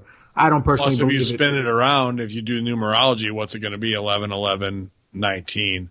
So 9/11 with ones repeating afterwards an irrational number. You guys sound like Russian bids now. Sorry. How about this? I don't know. Come on, now wait a minute. That's what it come out.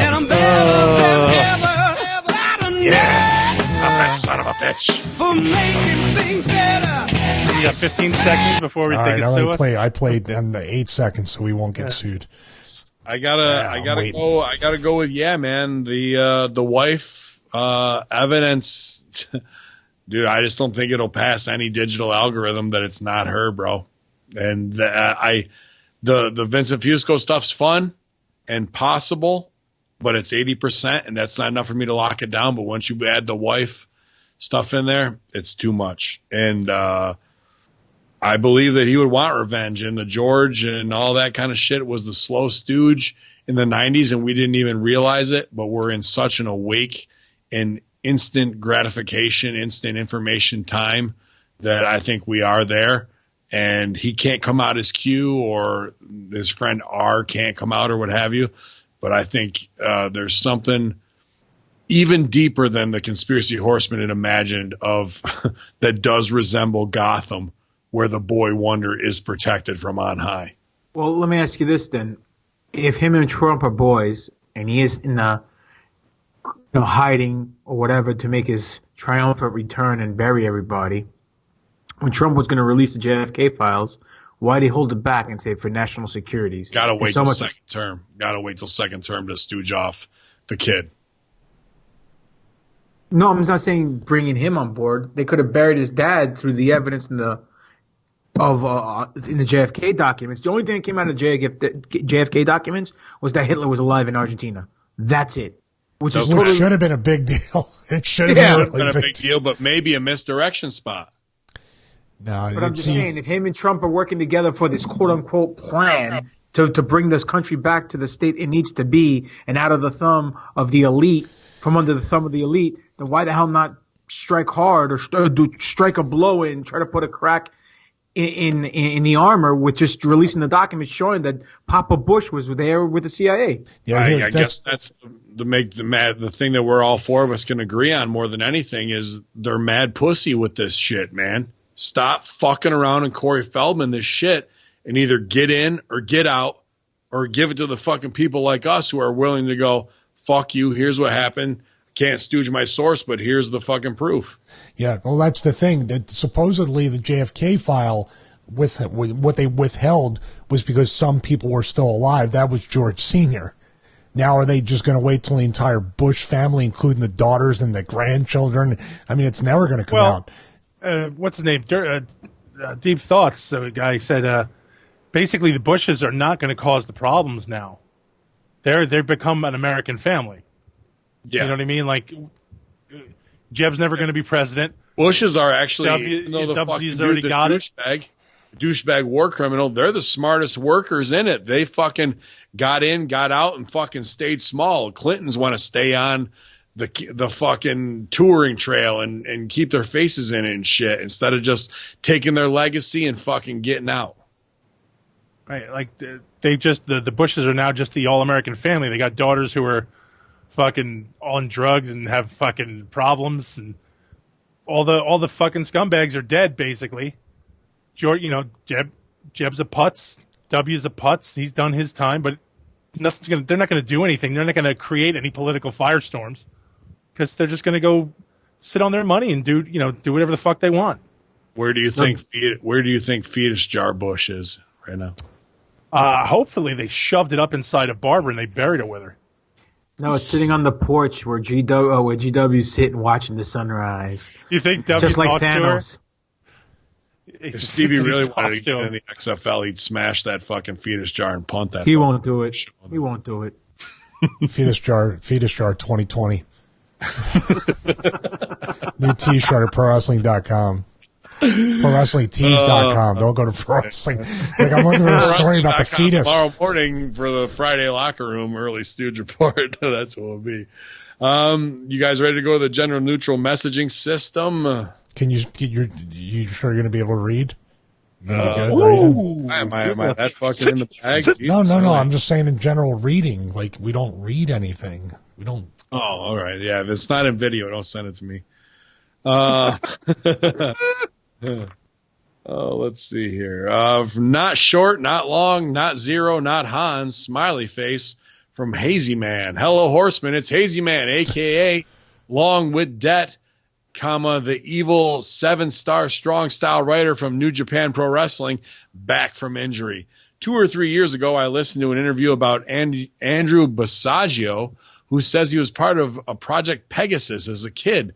Stuff he talked about, teleportation technology since the 1940s, Mars having breathable atmosphere, time traveling since the 1970s, and him becoming president in 2020/2024. Again, that name was Andrew Basaggio.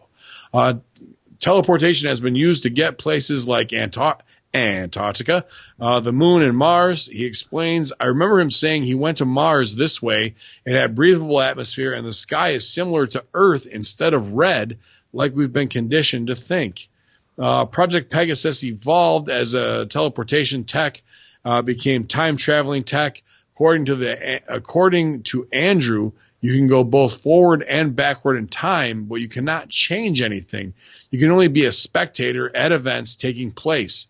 He says things have already happened, are set in stone. I thought that was interesting, since pretty much every time travel story ever written is about changing stuff and dealing with the consequences, like 12 Monkeys.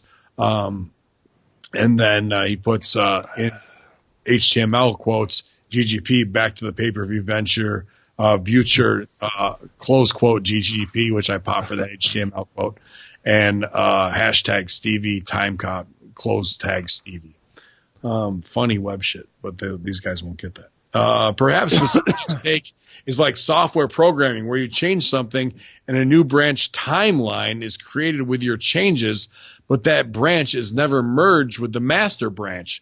Meaning, when you time travel back to where you came from, you're back in the master branch and never get to see where you've changed. Edit, I wrote this a while ago before Avengers Endgame came out. That was interesting. So he's writing drafts and then sending them 2 more paragraphs. I don't know, man. The president's bit is difficult believing. I think his story is detailed. It's entertaining listen and can tie in with the topics I learned about later via you guys, like tech being kept from us, aka Stargates, the moon's surface being protected by holograms, the moon landing being faked because we're teleporting and nobody can know about that, and maybe even the Mandela effect, where CERN found a way to merge with the master branch in an attempt to alter history finally, but keeps merging with the wrong branches every time they try it. HTML code BINTS.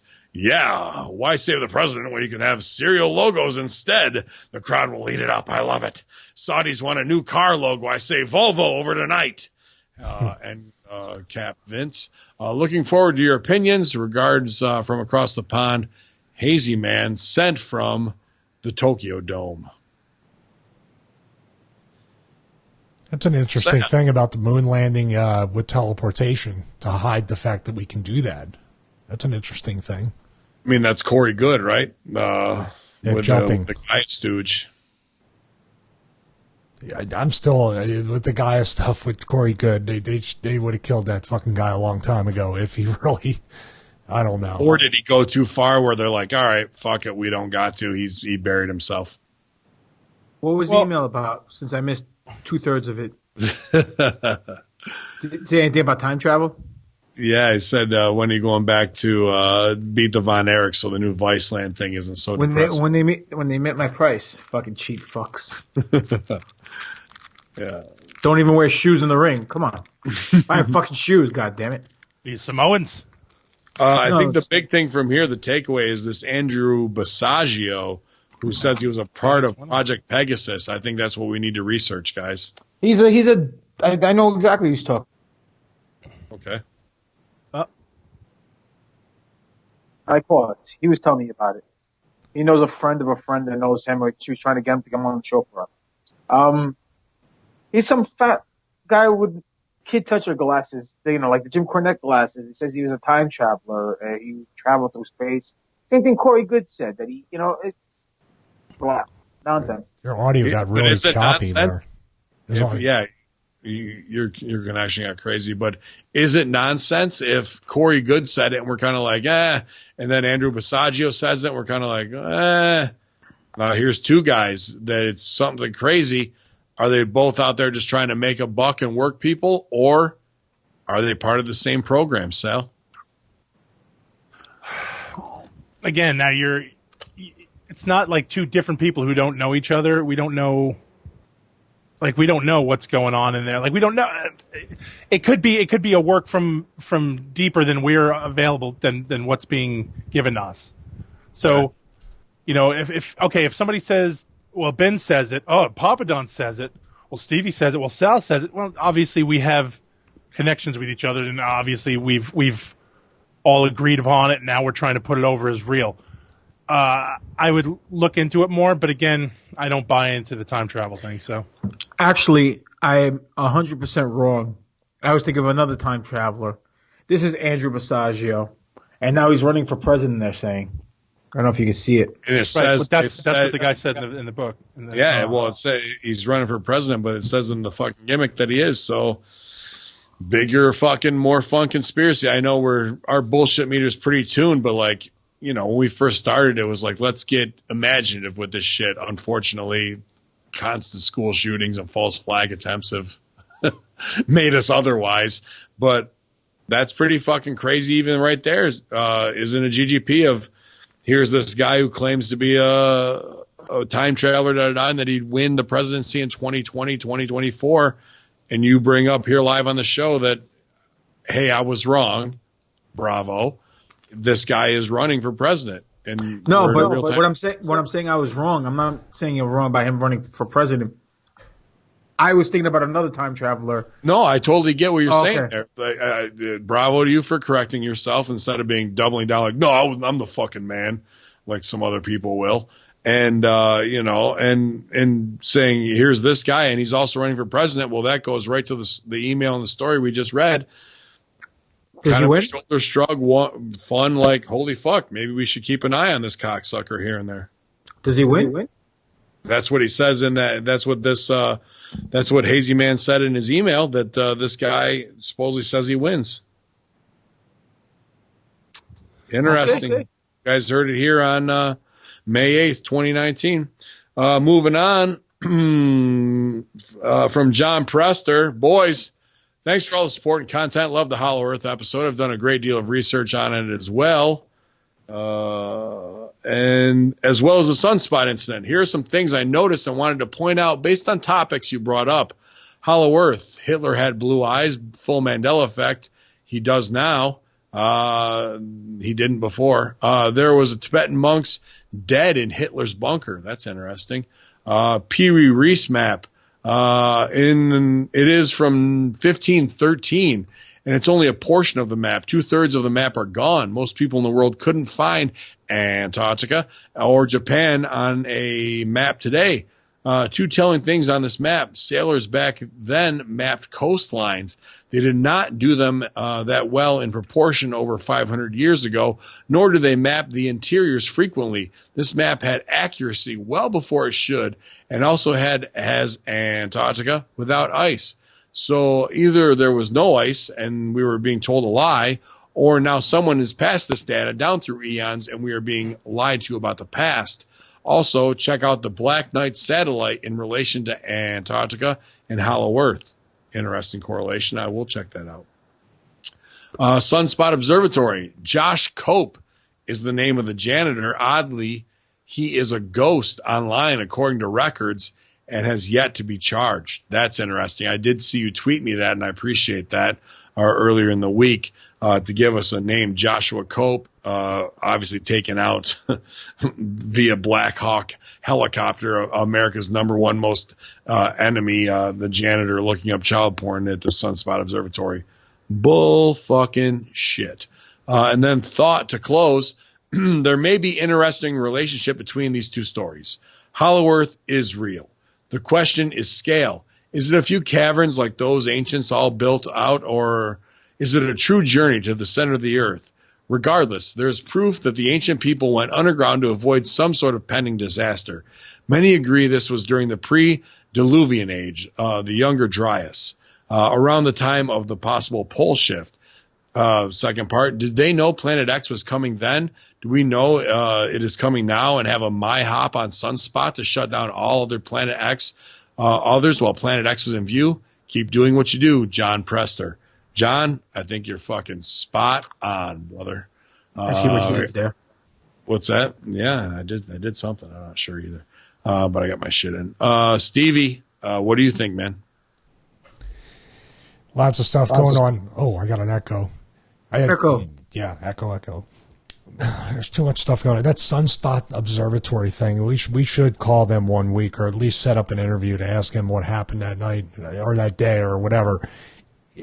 How do you shut that down? How do you bring Black Hawk helicopters? How do you shut down the local post office unless you're trying to do a blockade of information getting out or something? And can I just time out you because you're right there? Think about the movie logistics of what it takes to do an operation with Black Hawk helicopters and guys fucking infiltrating Sunspot. That's a weird movie.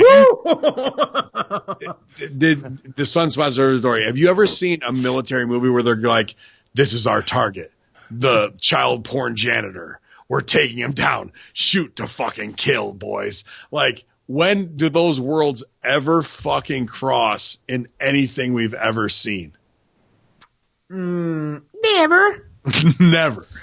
Go ahead, Stevie. If that's the case, there'd be Black Hawk helicopters like hovering over Podestas 24 hours a day. Right. You know, if that thing's crossed. No, just that kind of stuff, it means there's something that they're hiding from there, obviously. And that's the scary part. Is it Planet X? Is it some kind of UFO event? Is it something they're trying to block? Who knows? It's just all these different things. There's the one thing I wanted to bring up about the remember the meteorite that supposedly exploded over Russia, that famous video of the car driving down the highway? Putin came out and accused it of being a CIA weapon. Now, that's a pretty big accusation.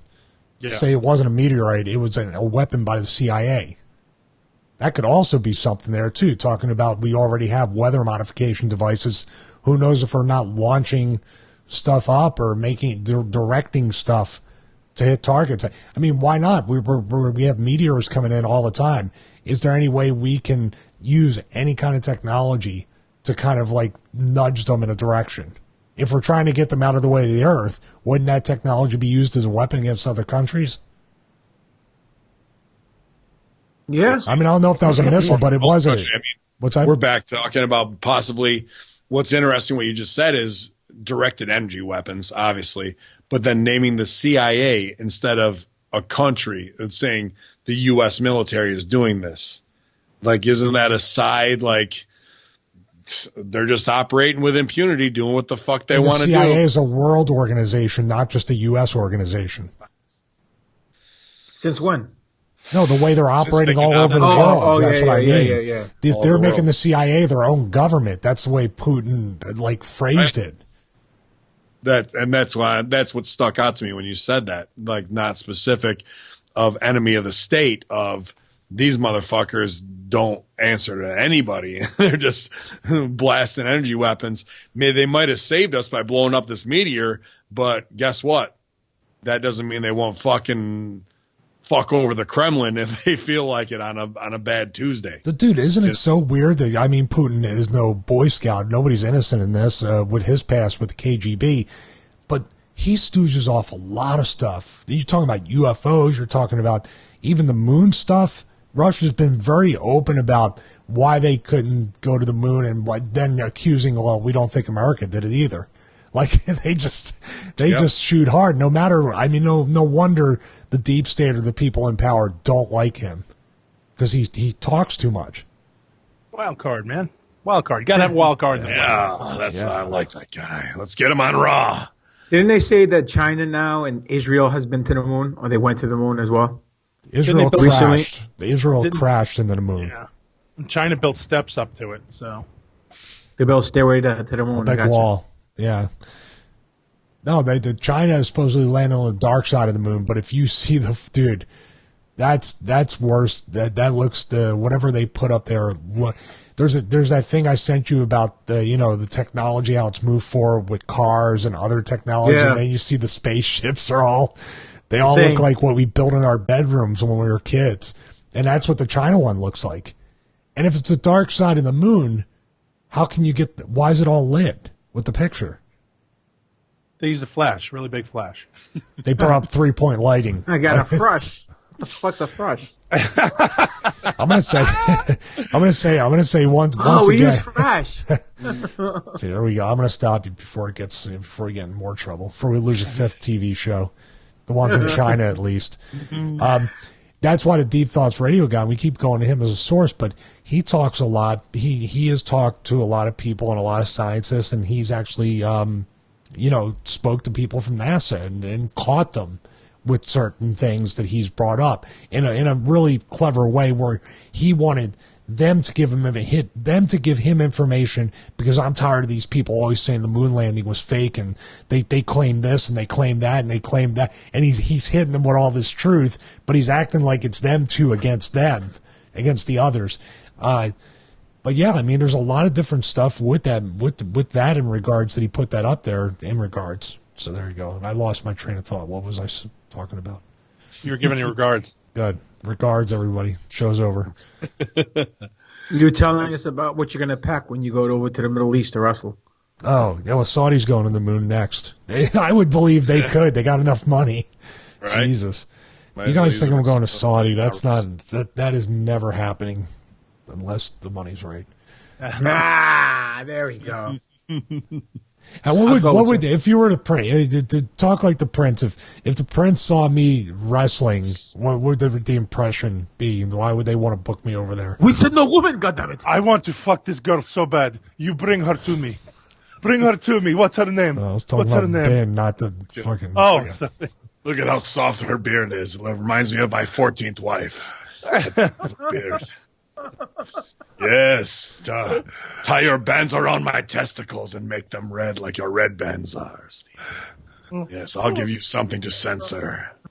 So I'm guessing too, on a side note, that there was really only like 37 gays in Saudi Arabia. Like they stopped killing everybody after that. 32 now. We got rid of 5 this weekend. No, I'm saying they're done. There's nothing on TV about it now. Nothing's on TV. No, they were all Harry Potter fans. We killed them all. All 36 of those sorcerers had to go. No Quidditch in my kingdom. We don't have gays here. All sorcerers dead. Yes, we don't have that gay problem here that you have in America. You American gays, no good, but the sorcerers we take care of. Why is it Chinese now? What?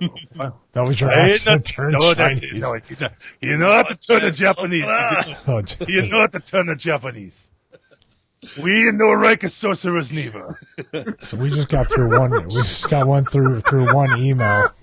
All right, big girls. I think we're going to wrap it up here, girls. Yeah. We got 5 or 6 more emails, so we'll save those from the general neutral messaging system for next time, you guys. Wrap it up here. I'm just happy we got to do 2 fun shows back to back, guys. Something, thought-provoking, some rabbit holes to go down with no answers, where we don't just have to crucify somebody for being a deep state shitbag all the time, and we can actually say, what if? And hopefully we get to do more of this kind of stuff with less madness in the world. Can't say what if. We can't do anything because it said no. QAnon said no, it isn't. So that's it. We're done. He did say no. So. He put a kibosh on us. At this point on, guys, I think we're just going to talk about NFL Red Zone. We're changing the name of the show to the Factual Horsemen. Yeah. I'm actually gonna from now on. Every time I do a review on anything, I'm gonna be like, "Hey, I used this particular piece of cardio for a week. Is it good? No. Video's over. I'm just gonna. My next video is just gonna be no guys, or yes. QAnon.pub. A lot of answers there. I'll get like 900,000 views probably on that. Stuff. What? Lots of good stuff over there to check out. A lot of answers there. Most of them say no. Purdue 9600, appreciate you, brother, being the top bit cheer tonight, 1,200 bits. Brent Logan clocks in with 200, and Garbage, X-Edge, a.k.a. Greg Mosier in Louisville. Greg Mosier. Thanks for us with a Conspiracy Horseman shirt posing with the champ. We appreciate all the put over, man, and all the support that you guys do. All of a sudden, everybody's a Kofi fan, huh? we had about 52 strong in the chat room here at twitch.tv/Conspiracy Horsemen tonight. Love seeing those numbers be up, you guys, and talking some fun stuff. If you got your balls busted, oh fucking well, welcome to hanging out with 4 pro wrestlers, motherfuckers. It was mostly Humpy because he was just throwing punches at everybody like a That's fucking. right, man. I was hot tonight, dude. I had to get my shit in. It was a tough day at work. I had to come home and mow the fucking lawn. Get out of here with that.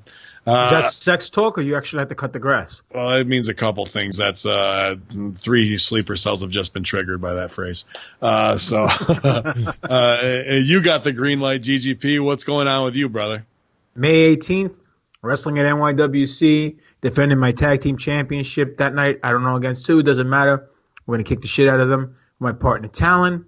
Tomorrow, the new episode of New Force Order drops. We talk about the 3 new movies that are coming out from Star Wars. We talk about prophecies in the latest book that just came out with Qui-Gon Jinn and Kenobi, which is called Master and Apprentice, and how those prophecies come into play into the timeline and in the canon of what's going on right now. And we bust each other's balls, myself, Spiro, and Dr. Alex Arroyo. And you can reach me at Greek God Papadon on Twitter, Demetrius Papadon on Facebook, YouTube page is Greek God Papadon. My Pro Wrestling Tee stores is Pro Wrestling Tees /Greek God Papadon. And if you want to send me any questions or memories or reasons why you love Star Wars, you just want to talk shop at Star Wars, email us at newforceorder@yahoo.com. That's one of the shirts right there. It gets to him. Right there, yeah. Right. GGP, I'm going to put in a request, too, for next show. Can we get a Peter Mayhew Chewbacca tribute show? We did a moment of silence for him last night. Well, you'll hear it tomorrow, or you won't hear it because it'll be a silent. But, we could try to do a tribute show for him. That'd be cool, man. I'd appreciate that. I think people would really like that. I mean, it doesn't have to be a full show, but, maybe a segment, 20 minutes or so, bro. Okay. No problem. Cool. And definitely, you guys, check out that segment we talked about earlier of Darth versus Obi-Wan Kenobi from episode 4, the original, the fill-in, that fan stuff. It is fucking phenomenal. It's so worth your 6 minutes to watch it, and really just takes those small moments, and it makes me think, like, what other small moments do we miss in a time dash that we could go back to and flush out to be something fucking awesome, I think that could set a new standard. And a new standard for fashion and beauty is Big Sal Graziano, as he sports his unicorn wear tonight, as the Conspiracy Horsemen are over with the SmackDown champion. Of course you are. Of course, everybody's over now. Everybody's a fan all of a sudden. Everybody's... Kevin Owens in and out, burned him. I think Big Sal should be the new member of New Day. Everybody's a fan now. Why not? Sure, hop on. There's plenty of room. All right, so let's see. What are we talking about? Okay, so aside from GGP's Yahoo Mail, just pray your mail gets to him and doesn't get hacked. Someplace that's not going to get hacked, GGP, is if you send your emails to us at the Horror Junkyard at protonmail.com, because just as we said earlier on in the show, Chuckles got in touch with me. We did an impromptu show. He's done. So yeah, we did a little impromptu show, and we had a great time. We did it off a new movie that I just saw, took a chance on. It was amazing. Wrestling with My Family? It was almost as amazing as that, except I didn't see that. I did see Headhunters, which we went over and we fucking loved. But as far as, I've never seen the other one with that The Rock made. Never saw that one. I did pop, dude, because I stole it from Afta.to, like I stole Avengers Endgame or whatever the fuck, and they do get you with the almost tearjerker, and then I pop because somebody goes Becky 2 belts and then Finney 2 belts. He tried to put over. He goes page 2 and then ... you know what I mean? Like pretty easy, put it over. So right when I'm feeling some affinity for Paige, I looked at my Twitter, I was like, nope, she likes getting drilled by 2 dudes on camera. Next. I just found the I guess I don't think we put it out there, but there was the meme that I made and I sent to you guys. It was like, oh, I got my shit stolen. What about you? No, I like getting my shit packed. Yeah, I just found that. I just deleted that the other. I was like, oh wow. But yeah, so we're gonna be doing talking about suitcases, Stevie. No. Okay. No. Okay, when I'm saying she likes to get her shit packed, it means there's a guy behind her and he's gonna butt fuck her, and his penis is going to shove all the poop in her butt into her. It's gonna pack it in. So that's possibly what I mean. While she's doing a drag or tooth job on the other guy. Right. She could tooth job someone else. So that's the joke, Stevie. Like when you say, I'm going to go pack my shit, it doesn't mean her suitcase. It means she's getting plowed in the can. Can means butt. Oh. We have to date? Butt means ass. Butt does mean ass. So she doesn't need to go to the hospital after that? It depends on who's hitting her. So like Big Show, maybe. Who knows? Kramer, she'll be okay. Wow.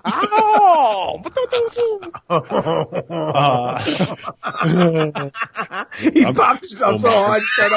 He's trying not to laugh. He's trying to hold back. Look at him. Oh, yeah. If I don't laugh, then it means I didn't mean to. If he comes up to me and asks me, what did you do? I heard you. It's the one episode I listened to. I don't actually listen to you guys, but somebody on TV. Is this video or audio? Video or audio. Somebody played it for me because I wouldn't actually go listen. But somebody played it for me, just the clip where you said that I plowed Paige in the ass and she didn't feel it. I promise you she felt it. Because I fucking gigged her with a screwdriver when I was butt fucking. And I ate a potato chip afterwards. And the steal line from Jack Victory, if my dick don't make her cry, my crossface will. So that...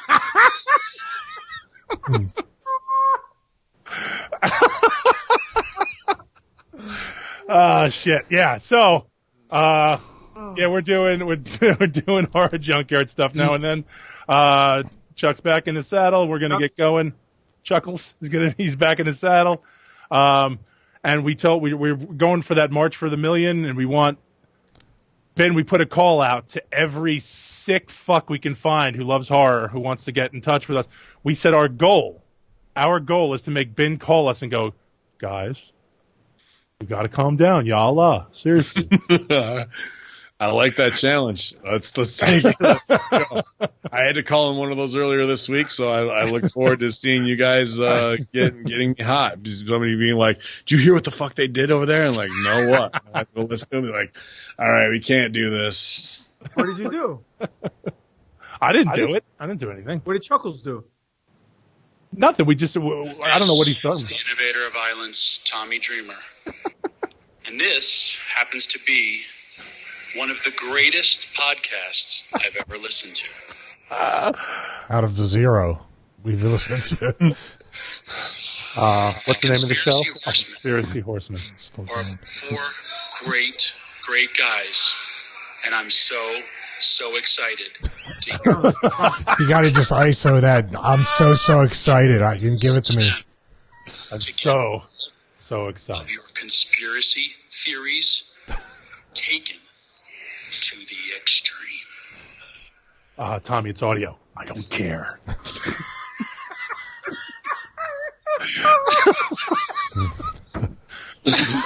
Oh, so good, dude. You did it perfectly. I asked him to do it like that. He did.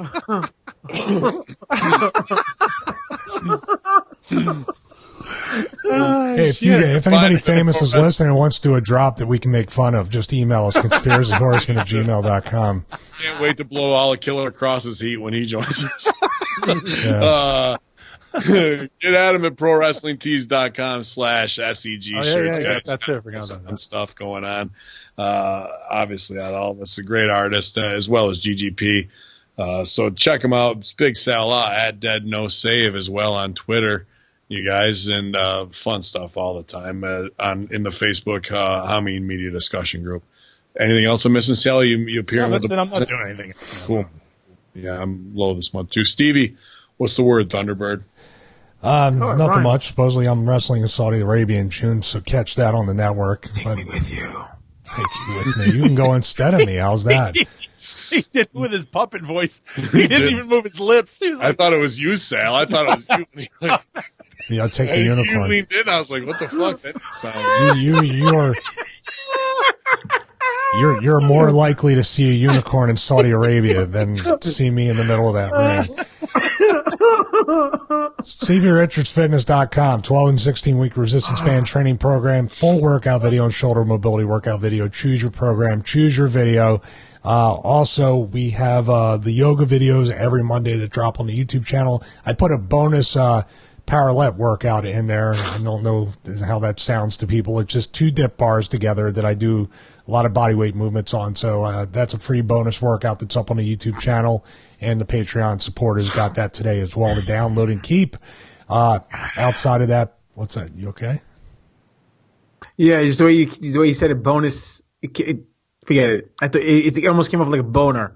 So I was just laughing inside of me. Whatever you do, just subscribe. Bonuses, boners, whatever it is, it doesn't matter. if he gets a boner middle of the ring. Follow me at Instagram. You won't see any boners there either. Well, you know what? There is a yoga video that my wife told me. No, wait. There is a yoga video where I was standing on the side. You guys probably already knew this, and I was wearing my swimsuit, and my wife was like sending me screenshots and circling. She was like, "What's going on here?" I'm like, "It just, I guess the girl will go to the hospital. I don't know. What the fuck? What do you want? Guess I'm not dreamer." Instagram at Stevie Richards, Twitter at BWOStevie, ProWrestlingTees.com/Stevie Richards. I love you, Tommy. Speaking of Instagram, somebody asked me this earlier, and I can't remember who. Sorry, it's one of the guys in here.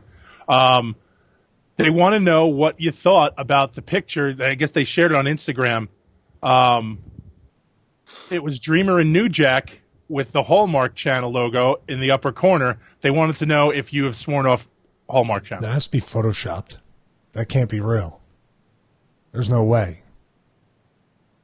Oh, he just broke his heart, dude. No, that doesn't. I saw that. No, you can't do that, man. I pay $5 a month for a Hallmark Channel. I'm going to get my money's worth out of it. Well, I might have to cancel the DVR for Raw, so I don't have to suffer through that. Oh my God! You just got to go on watchwrestling.uno. It live streams on there. If you Uno means one. Yeah, but I don't want. That's the power of improv, dude. That's freeze callback. How fucking strong was that callback right there? I would never hurt children. I love sleeping with little boys. That's all. Just a grown man sleeping with a little boy. Of course I fuck them kids. Come on. It's so obvious. I was a good pedophile too, huh? All right, it's over. Fade out. What callback is that?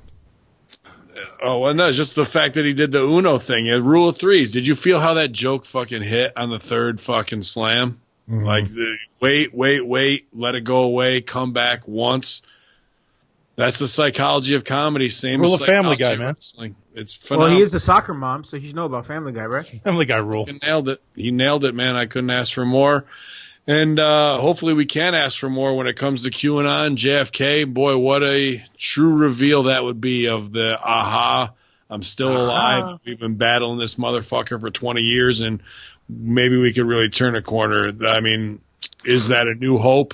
Possibly. Or are we all going to feel that we've been duped and we want some fucking witch hunt post that, because they could easily spin it that way. And I could see the Nancy Browns and every other asshole falling for it. And once again, justice never gets done. And maybe that's why he's been in hiding this whole time. But take a look at the evidence for yourself, you guys. It's easy for us to go ahead. Yeah.